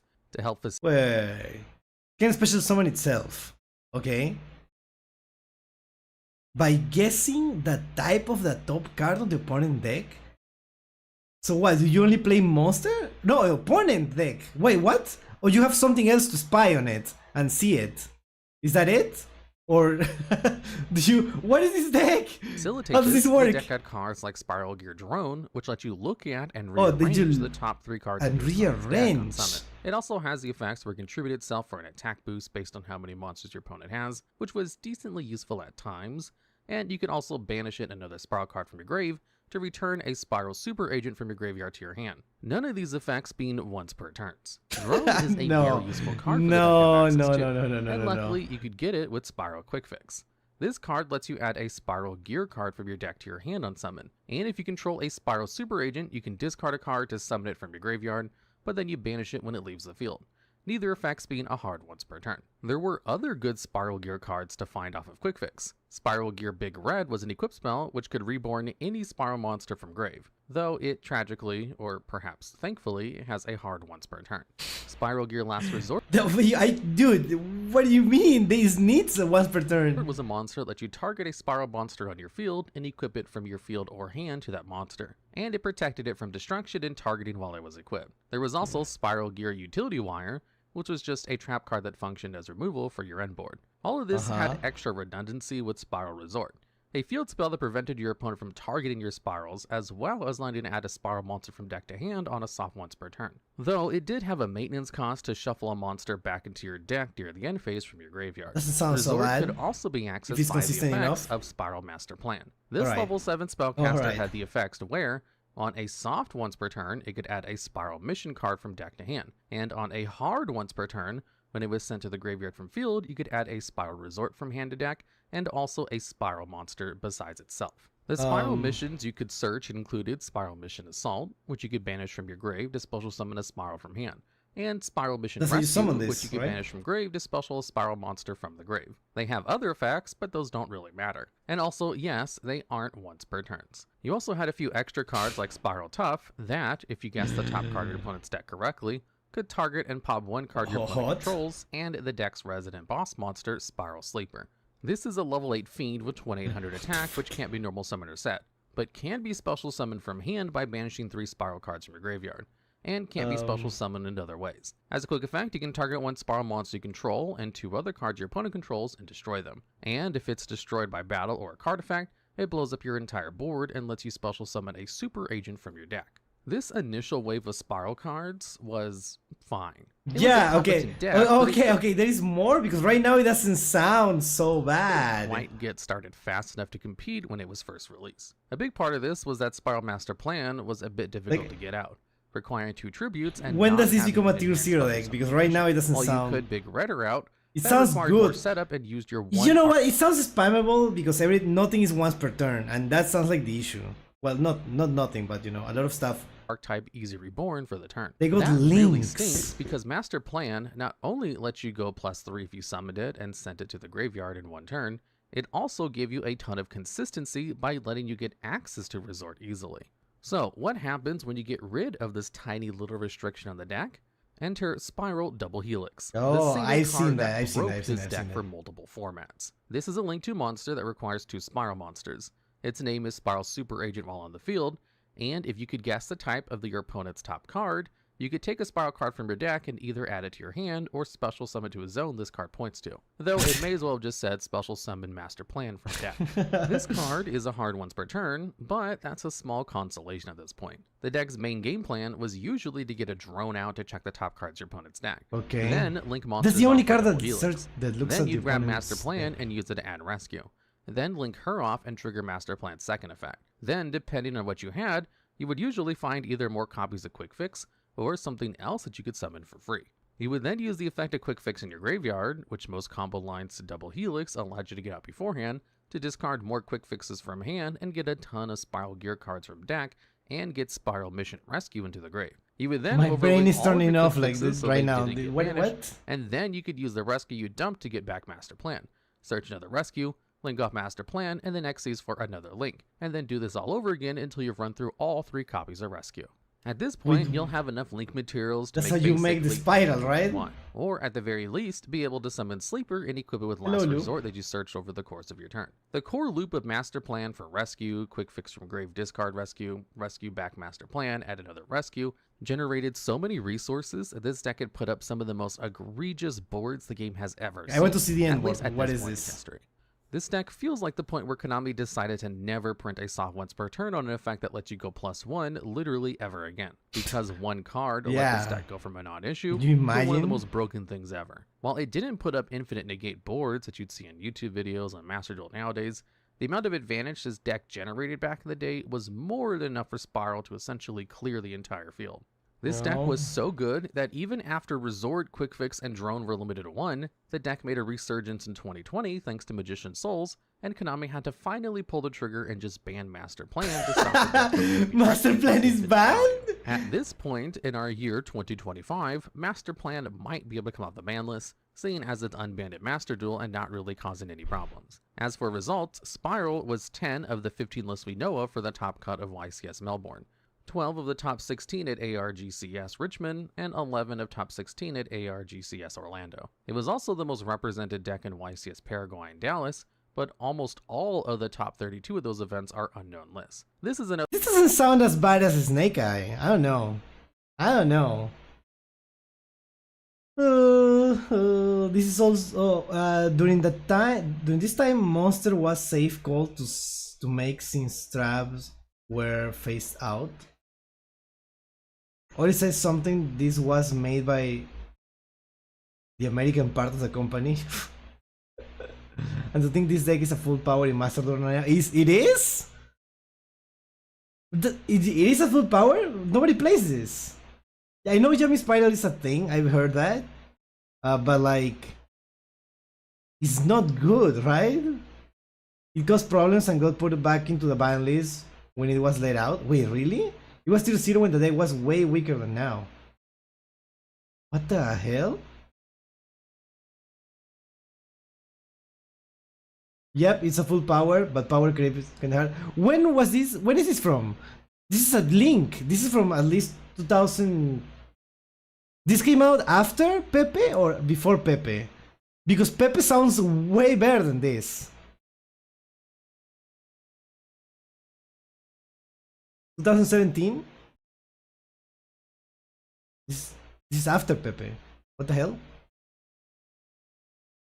Okay, well, I don't know. Maybe I will have to see it, but it doesn't sound that bad. Another deck where data on tournaments around this time has surprising amount of holes, but most events at this time are filled with Spiral from top to bottom.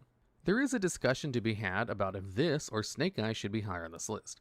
Snake Eyes is, in terms of time frame and tournament results, the most dominant deck we've seen in the last decade. But that's mostly just because Konami refused to hit the deck in a meaningful way. While they should have banned Master Plan immediately, at least they limited Quick Fix Drone and Resort, and it actually hurt Spiral a bit.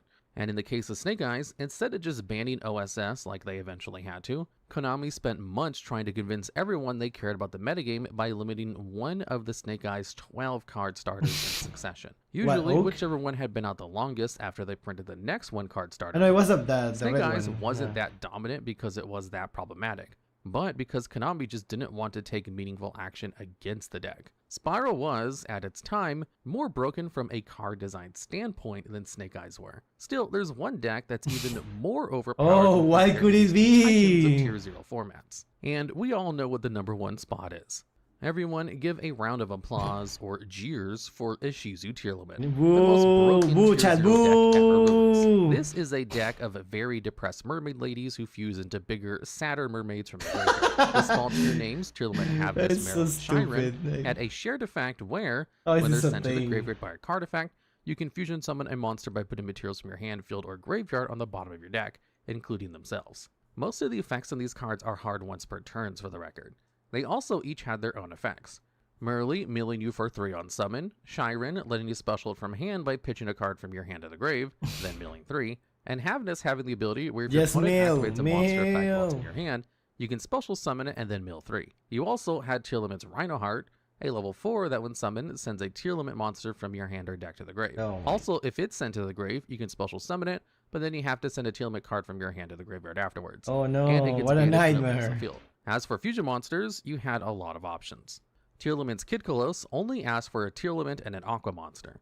When it was special summoned, Oh, you yeah, could the either add a turtle, Tearlament the, card from your deck to your hand, or send it to the graveyard. What is it You called? could also target a monster you control and a Tearlament monster in your hand or Crystal grave, Beast one. and send a monster on field to the graveyard to then special summon that targeted monster. And finally, when it's sent to the graveyard by a card effect, you mill 5 cards. Tearlament's Rukolos requires Kid Kolos and a Tearlament monster's material and has a ton of powerful effects. Its effects are that your other Aqua monsters can't be destroyed by battle.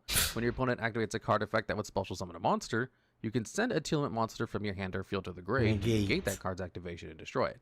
And if this fusion summoned card is sent to the graveyard by a card effect, you can special summon it again. So the first time it's sent to the grave after being fusion summoned, it comes back. There's also Tearlament's Kaleido Heart, which needs a Rhino Heart and 2 Aqua monsters. It can't be used as a fusion material. And when special summoned, or when an Aqua monster is sent to the grave by a card effect while it's on the field, you can shuffle any one of your opponent's cards into the deck. If this card is sent to the graveyard by a card effect, you can special summon it, and then send a Tearlament's card from your deck to the graveyard. Was the last part? On top of these powerful bombs. Was the coming back from the graveyard necessary? Was that necessary? I feel like. Monsters, the deck also had Primeval Planet Pillarino, a field spell that adds any Tearlament monster from deck to hand on activation, and whenever a Tearlament you control or in your grave is shuffled back into the deck or extra deck, you can target a card in the field and destroy it, giving the deck even more removal and consistency. You also had powerful back row cards like Tearlament Crime and Tearlament Suliek, which not only had strong interactive effects, but also had effects to plus when they were sent to the graveyard by a card effect, including milling. Basically, it was a powerful fusion deck that worked by milling, rather than having to actually draw its cards like most plebeian archetypes. This was already enough to make Tearlaments one of the 2 best decks in Power of the Elements, going neck and neck with Sprites and slowly pulling ahead as the format was explored. The deck had a bit of a reputation for playing on both players' turns, thanks to Havnus's hand trap effect that could mill immediately, letting you fusion summon right away, or get extra cards with lucky mills. And after they got 1 turn to set up, they had so many floating effects that they could fuse a couple of times on your opponent's turn in most games. All of this changed with the release of Magnificent Mavens, which gave it Ishizu cards. Yugioh, Keldo, Midora, and Comeback were all designed to work with the change of the spirit. They all banned, banned, right? Archetype.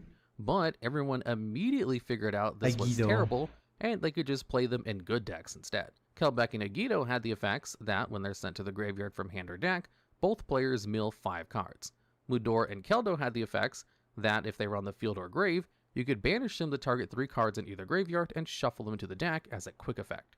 These cards worked wonderfully in Tearlaments, giving you way more materials when they were milled for fusion summons, as well as powerful forms of graveyard interaction that you didn't even have to draw. Remember that the Tier Shell, before the release of the Ishizu cards, was already proving itself to be the deck to beat in the format. Okay, so after the Ishizu Ishizu cards, they became disruption without Tier 0, I guess. resources. These cards supercharged the deck. It made it so if they happened to mill one of the Ishizu millers and you weren't playing to yourself or didn't have a dimension shifter that you could activate, the game was often just kind of over. Were the Lightsworn used like with tier laments before or after? I assume after, right? Before I didn't hear anything about that. So I guess it was after this get banned that they tried to make it work. The deck's reputation Both? for comboing on Oh, your interesting. opponent's turn harder than on your own got way worse at this time, as a single halfness had an extremely high chance of milling important targets with all of the tier laments and Ishizu cards in the deck, to the point where this was less as something that happened every once in a while, and more of just a core facet of how the deck played. The deck started putting People up just big let Lights on results before quickly. this got They got banned? 26 of the top 32 Oh. spots at YCS Pasadena, 18 of the top 32 used at them. NA Remote Duel YCS, 18 of top 32 at YCS Costa Rica, 17 of top 43 at YCS Dortmund, and 19 of top 32 at YCS Sydney. Hold on, these numbers don't look as bad as some of the other ones. The thing about tier laments is that it plays on such a different axis than most other Yu-Gi-Oh! Oh games. yeah, it's It a doesn't different. really care as it's a much about different things game. like card advantage as much as it does on how many things it can mill over the course of the game to start its plays, which makes beating it with anything besides an Abyss Dweller pretty much impossible. Its first turn board was immediately threatening. It got almost infinite value over the course of the game, and it was Costa more Rica than capable mentioned. of stopping your plays with its spot removal and the Ishizu shufflers. The deck was so good that even after its best card, Kit Kolos, was banned, the deck could afford to play garbage like King of the Swamp to make a Root Kolos anyway and still be tier 0. In tier King limits of the land, Swamp card advantage is is a myth Aqua. and it can't hurt you. As for performance, tier limits is in a bit of a strange spot. While it did have great showings at events like YCS Sydney, YCS Pasadena, and YCS Dortmund, there were comparatively less events right at the start of this format, as things were still picking up after the lockdowns. Despite We're the talking about slowness Sydney, of tournaments Australia. around this time, I would tier assume limits so, still right? picked up a similar number of results to the other tier 0 decks in this video, which really shows how powerful the deck was. The reason tier limits takes the top spot on this list is that, despite the fact that we've gone through some pretty intensive power creep over the past couple of years since Well, the it's deck still first good. came out and was banned, this deck would not only be the best deck in the game if it came back unhit today, it would be another tier 0 format. In fact, whenever people play no When is banless this from? tournaments, This is from 8 months ago. Do you think that's still true? Do you think this is still true? Do you think like full power tier laments will actually make a tier 0? Is this full power gonna be Yami Mitsurui, K9 Vanquish Soul, branded Draco Tail? Ishizo tier has won no ban list tournament, which is insane. No ban list. Who plays that? Why do people play that? Especially with a new Call of the Hand support coming. Lightstorm were used with tier after it got to cripple into the dust. It was still one of the strongest deck in the game, despite losing it and having it all users limited. Yes, it would push all the most recent meta decks into unplayability. Wow. tournaments, it's always tier limits that just sweeps the events.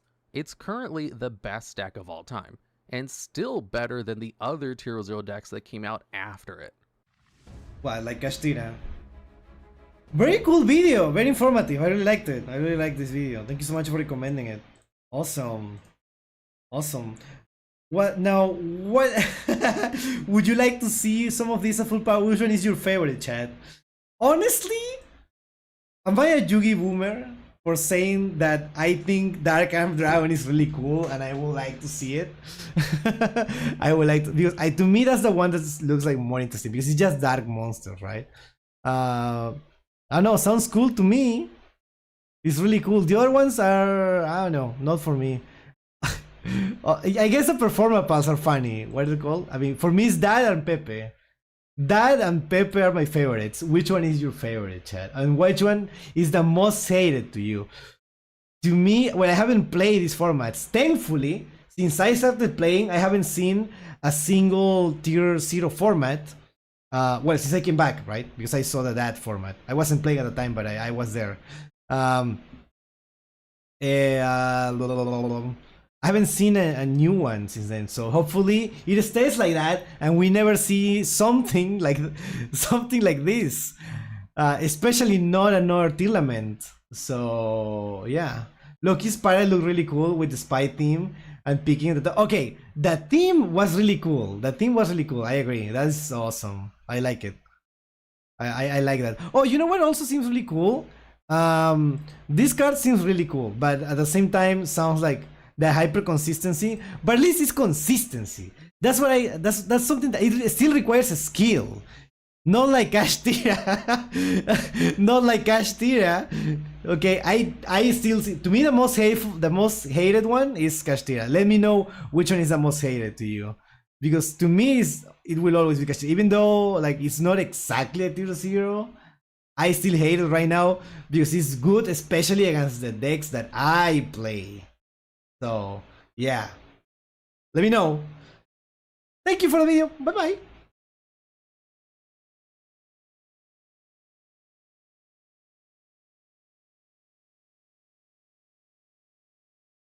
That was a cool card, but if I... Oh, hold on. That was a cool card, but if I had to choose despite everything, I go for... for tier! It has a dopamine from gambling into your graveyard effects. Most hated is gonna be Snake Eyes. It just made non-games. Oh my god, no way. Interesting, and you play Snake Eyes. I know your deck is not Snake Eyes, but you play one of the cards. That wasn't at the time. It's so funny. I won't play any of this. Maybe. I mean, I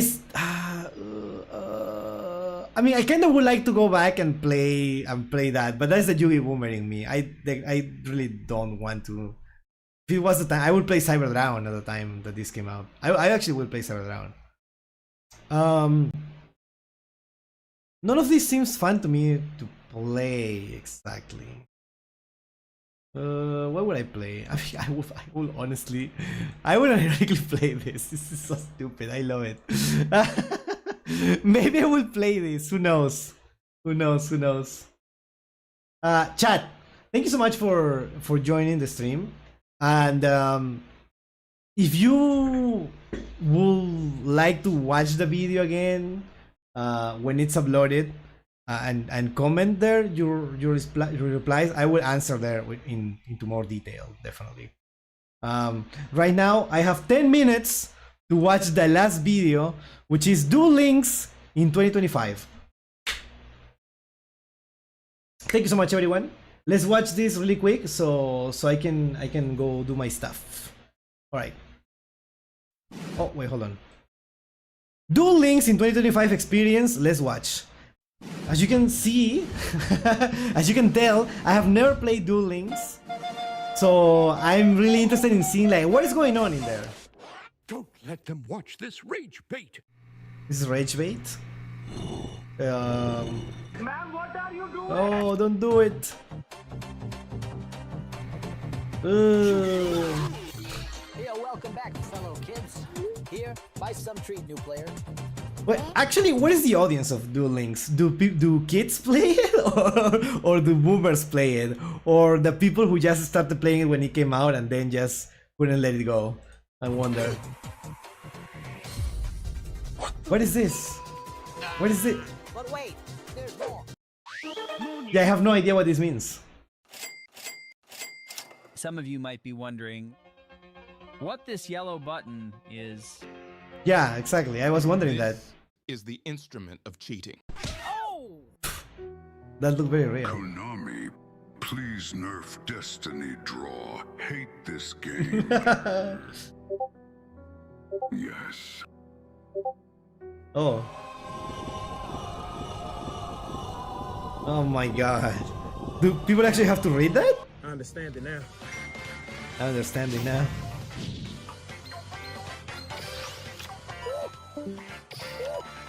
Another one.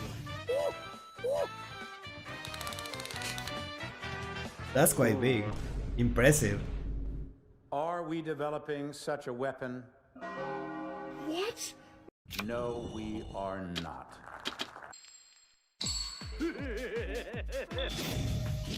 What? exactly am I looking at? I don't know these cards.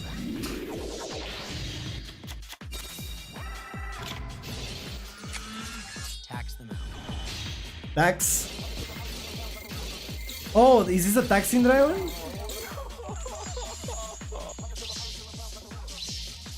We'll do it live. Fuck it. Kill yourself. This is Despia? Oh my god.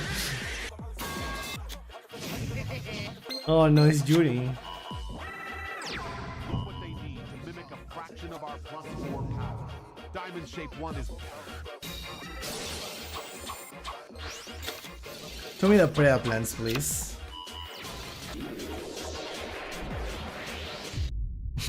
Silence.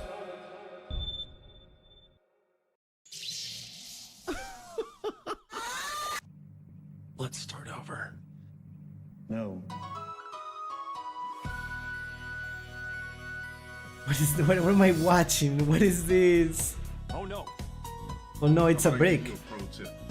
We have technology.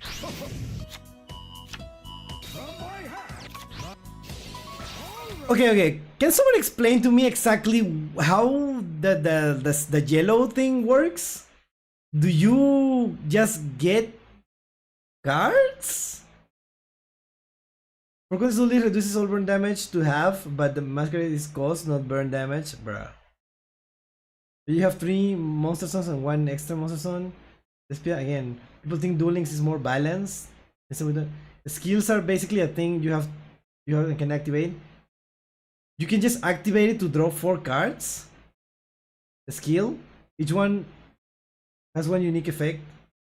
So the unique effect of this of the grandpa is like just drawing more cards. You press it and you win. You just do stuff the yellow says for no cost at all. This one in particular basically adds 4 branded cards to hand.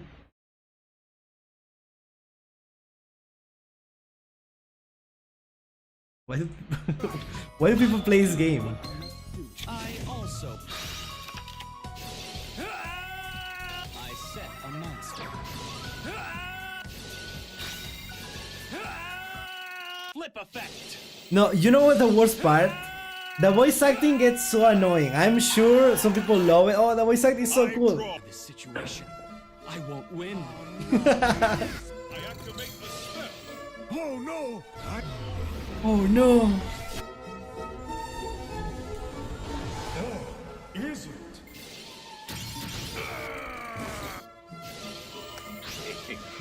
Can Master Duel do this?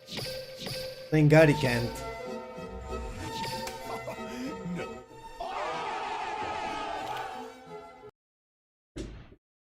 You can communicate with the other player? You can communicate with the other player? I don't like that. That sounds like it's just more toxic. Do people like this to be toxic? Watch this. You can BM and be toxic? Oh, I hate this. I don't like this at all. Yugi, a card.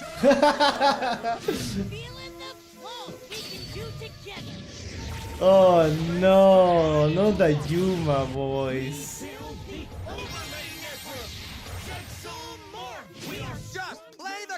This is definitely rage bait. I summon Utopia from out of thin air. What did he say? Aster has a voice line. Your strategy is interesting. I said interesting, not good. Oh my god.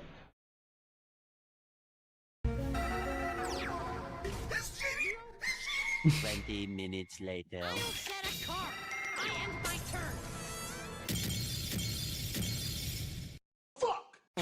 So, Time limit win. how you go, second door?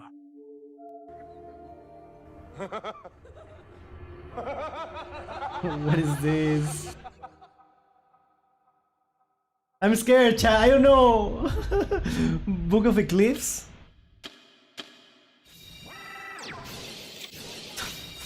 Okay, I know these cards. What is Dark Lord? Oh, okay, it's not Dark Lord, it's Book of Eclipse the problem. Okay, cool, I get it. Omni negate. Kids, release it. Release it.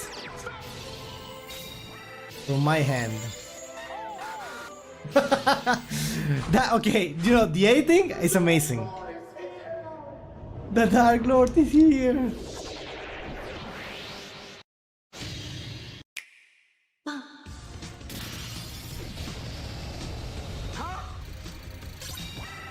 Such a fun game, very interactive.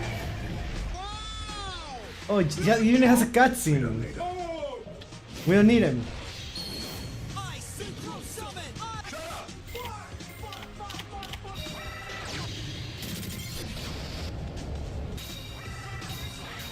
No, dude. What a throwback song.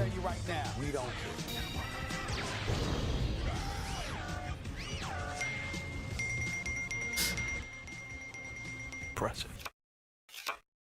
This is not a real game. This is not a real game.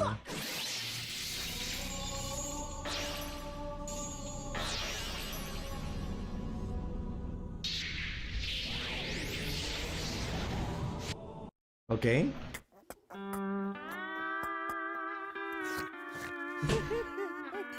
No, what does he do? What does he do? What does he actually do? Oh.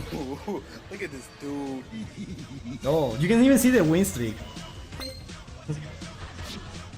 Now, I'll show you who has the better cheat. The better cheat. Oh, Dragon Maid.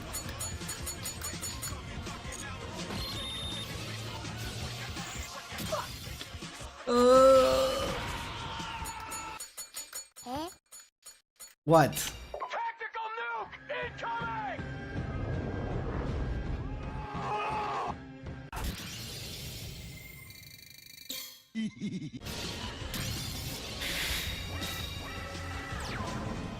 Oh look. Oh man, gotta get aboard. I have to keep commending the editing. Amazing, honestly. All key cards have a tiny cutscene. I saw the cutscenes, but I just cannot believe it's a real thing that is in the game. Honestly. Again, people will look you dead in the eye and say this format is more balanced. I can understand people saying that it's more fun. It's definitely more fun, the same way that it's fun to play Smash Bros with items, right? In a random field that moves and shakes and like spins around. But it's definitely not more balanced. It's definitely not more balanced. It's definitely not balanced in any way. Okay? I don't know. This is not a serious game. Chat, how to get this foil? Wait. Why does it look like that? Yo, chat, Master Duel player is gonna cry seeing this. Let's ask this in the global chat. What? Leave global chat?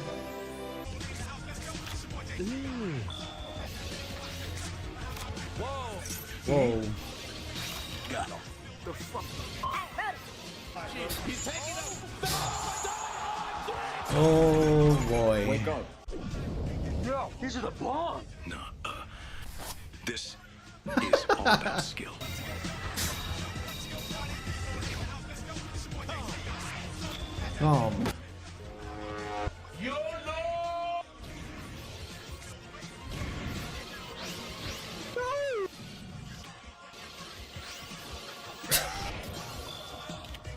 No, this anything is killing me.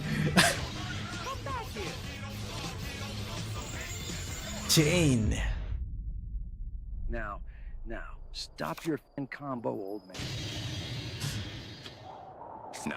Nah. That type shit won't work, idiot. Baka. Well, no shit. This is just a message. To all existing Floodgate players, and to you who burned Joey in the semifinal. Fuck you. Oh my god. I'm usually against like this. AI should be made for stuff like this. Like not for, you know.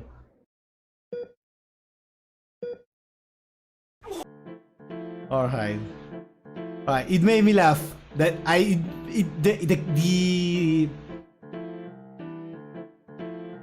the really good editing made me appreciate this video way more than it made me hate this game and how dumb it seems. Honestly, this doesn't seem like a real game.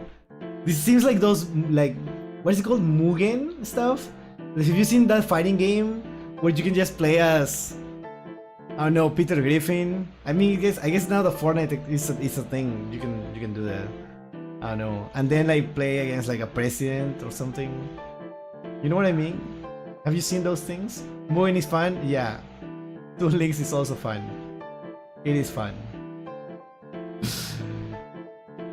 Look, I don't want anyone in chat to ask me ever again to play Duel Links.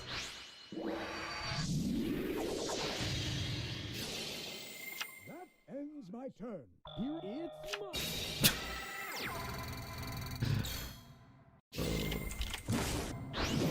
Bam! Oh, where is this going? Where is this going? He played? He is on 17 win streak. Those lips. Send it. The microwave. The microwave.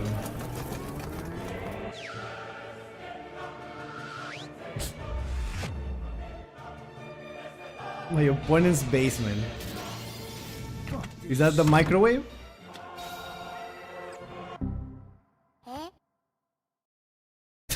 Oh, come on. Did they quit?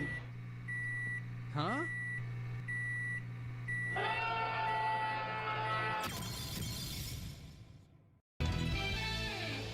Connection failed. Am I still streaming? Sorry, what was that? What is the microwave? Can someone explain to me? Let me just give you the idea. Skill have two effects. One is the effect if meets the requirement, and one if you do a second, or if your opponent controls a monster. Nouvelle has a skill too. Oh my god. Where is the Nouvelle skill? Why is the new, before we end the video, what is the Nouvelle skill? I'm so curious. I'm dying to know. The editing is insane. Yeah, the microwave. For context, in an official Duel Links tournament, someone had connection issue, and the caster generally said, "Turn off your microwave." The microwave disrupted his Wi-Fi.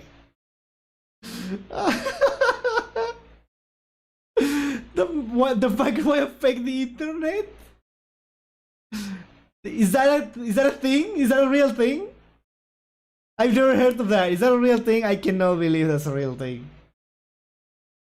Oh, it's also because his microwave was the problem. Like, it literally was to stop cooking your fucking hot pockets.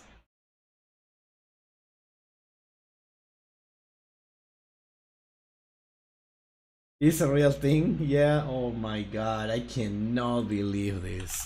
What is the Duel Links Nouvelle? I'm a Nouvelle player, as you can see, chat, so I really need to know. I need to know what is this? Nouvelle, Duel Links, Nouvelle, skill. Wait, what is it? Nouvelle deck, no, and Duel Links meta? Wait. Nouvelle. What is this? I don't know what I'm looking at. Where do I read it? Finnish gourmet recipe. Okay. Finnish gourmet recipe. You can use this skill. Okay, hold on. Can you see it, chat? Can you see it? Okay. You can use these skills first and second effect once per turn if your deck contains a total of 12 or more cards that are Nouvelle and or recipe cards. If you control Poissonnière de Nouvelle, set one recipe card from your deck, then you can apply the following effect. Shuffle up to 2 monster cards from your hand or face up field into the deck. Then draw the same number of cards. Shuffle up to 2 monster cards from your hand or face up field into the deck. Then draw the same number of cards. From turn 2 onwards, add one culinary confrontation from your deck to your hand?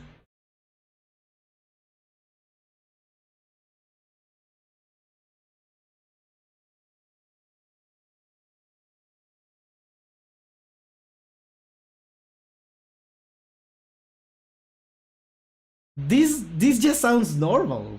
This sounds perfectly reasonable. This is the type of things that I would expect if you tell me that there is a game, a Yu-Gi-Oh game where you can just have a skill to activate like random bullshit. This is what I would expect. This sounds reasonable.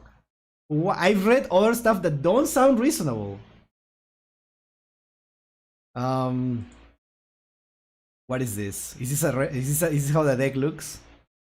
What is this? Cornfield Coke?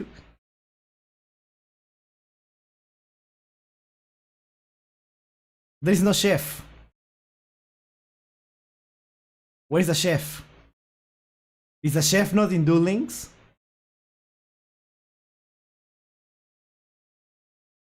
Or is it not good? I would assume the chef is not in Duel Links. Okay, chat. Let's agree on something. When the chef is in Duel Links, I will give it a try. How does that sound? I one stream, chat, just for you. Okay, it will be our little secret. it will be our little secret. Okay, when the chef is in Masterduel, you let me know, and I will give it a chance. All right, thank you so much for recommending that video. It was, yeah, honestly, it was really fun video, really cool, really funny, and yeah, I might give it a try.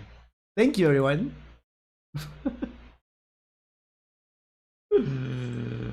Oh my god. All right, chat, that's gonna be it for today. Tomorrow I have to do a lot of stuff, so if I finish earlier, I'm gonna have one extra stream to react to a few things. Maybe some TGS anime video. Maybe one Rata video or something. I cannot confirm anything at this point, but I will try. Okay, I will try. I will try to have one extra stream tomorrow. Okay, thank you everyone. See you next time. Bye bye. Bye bye. Bye bye. Bye bye. Bye bye. Bye bye. Bye.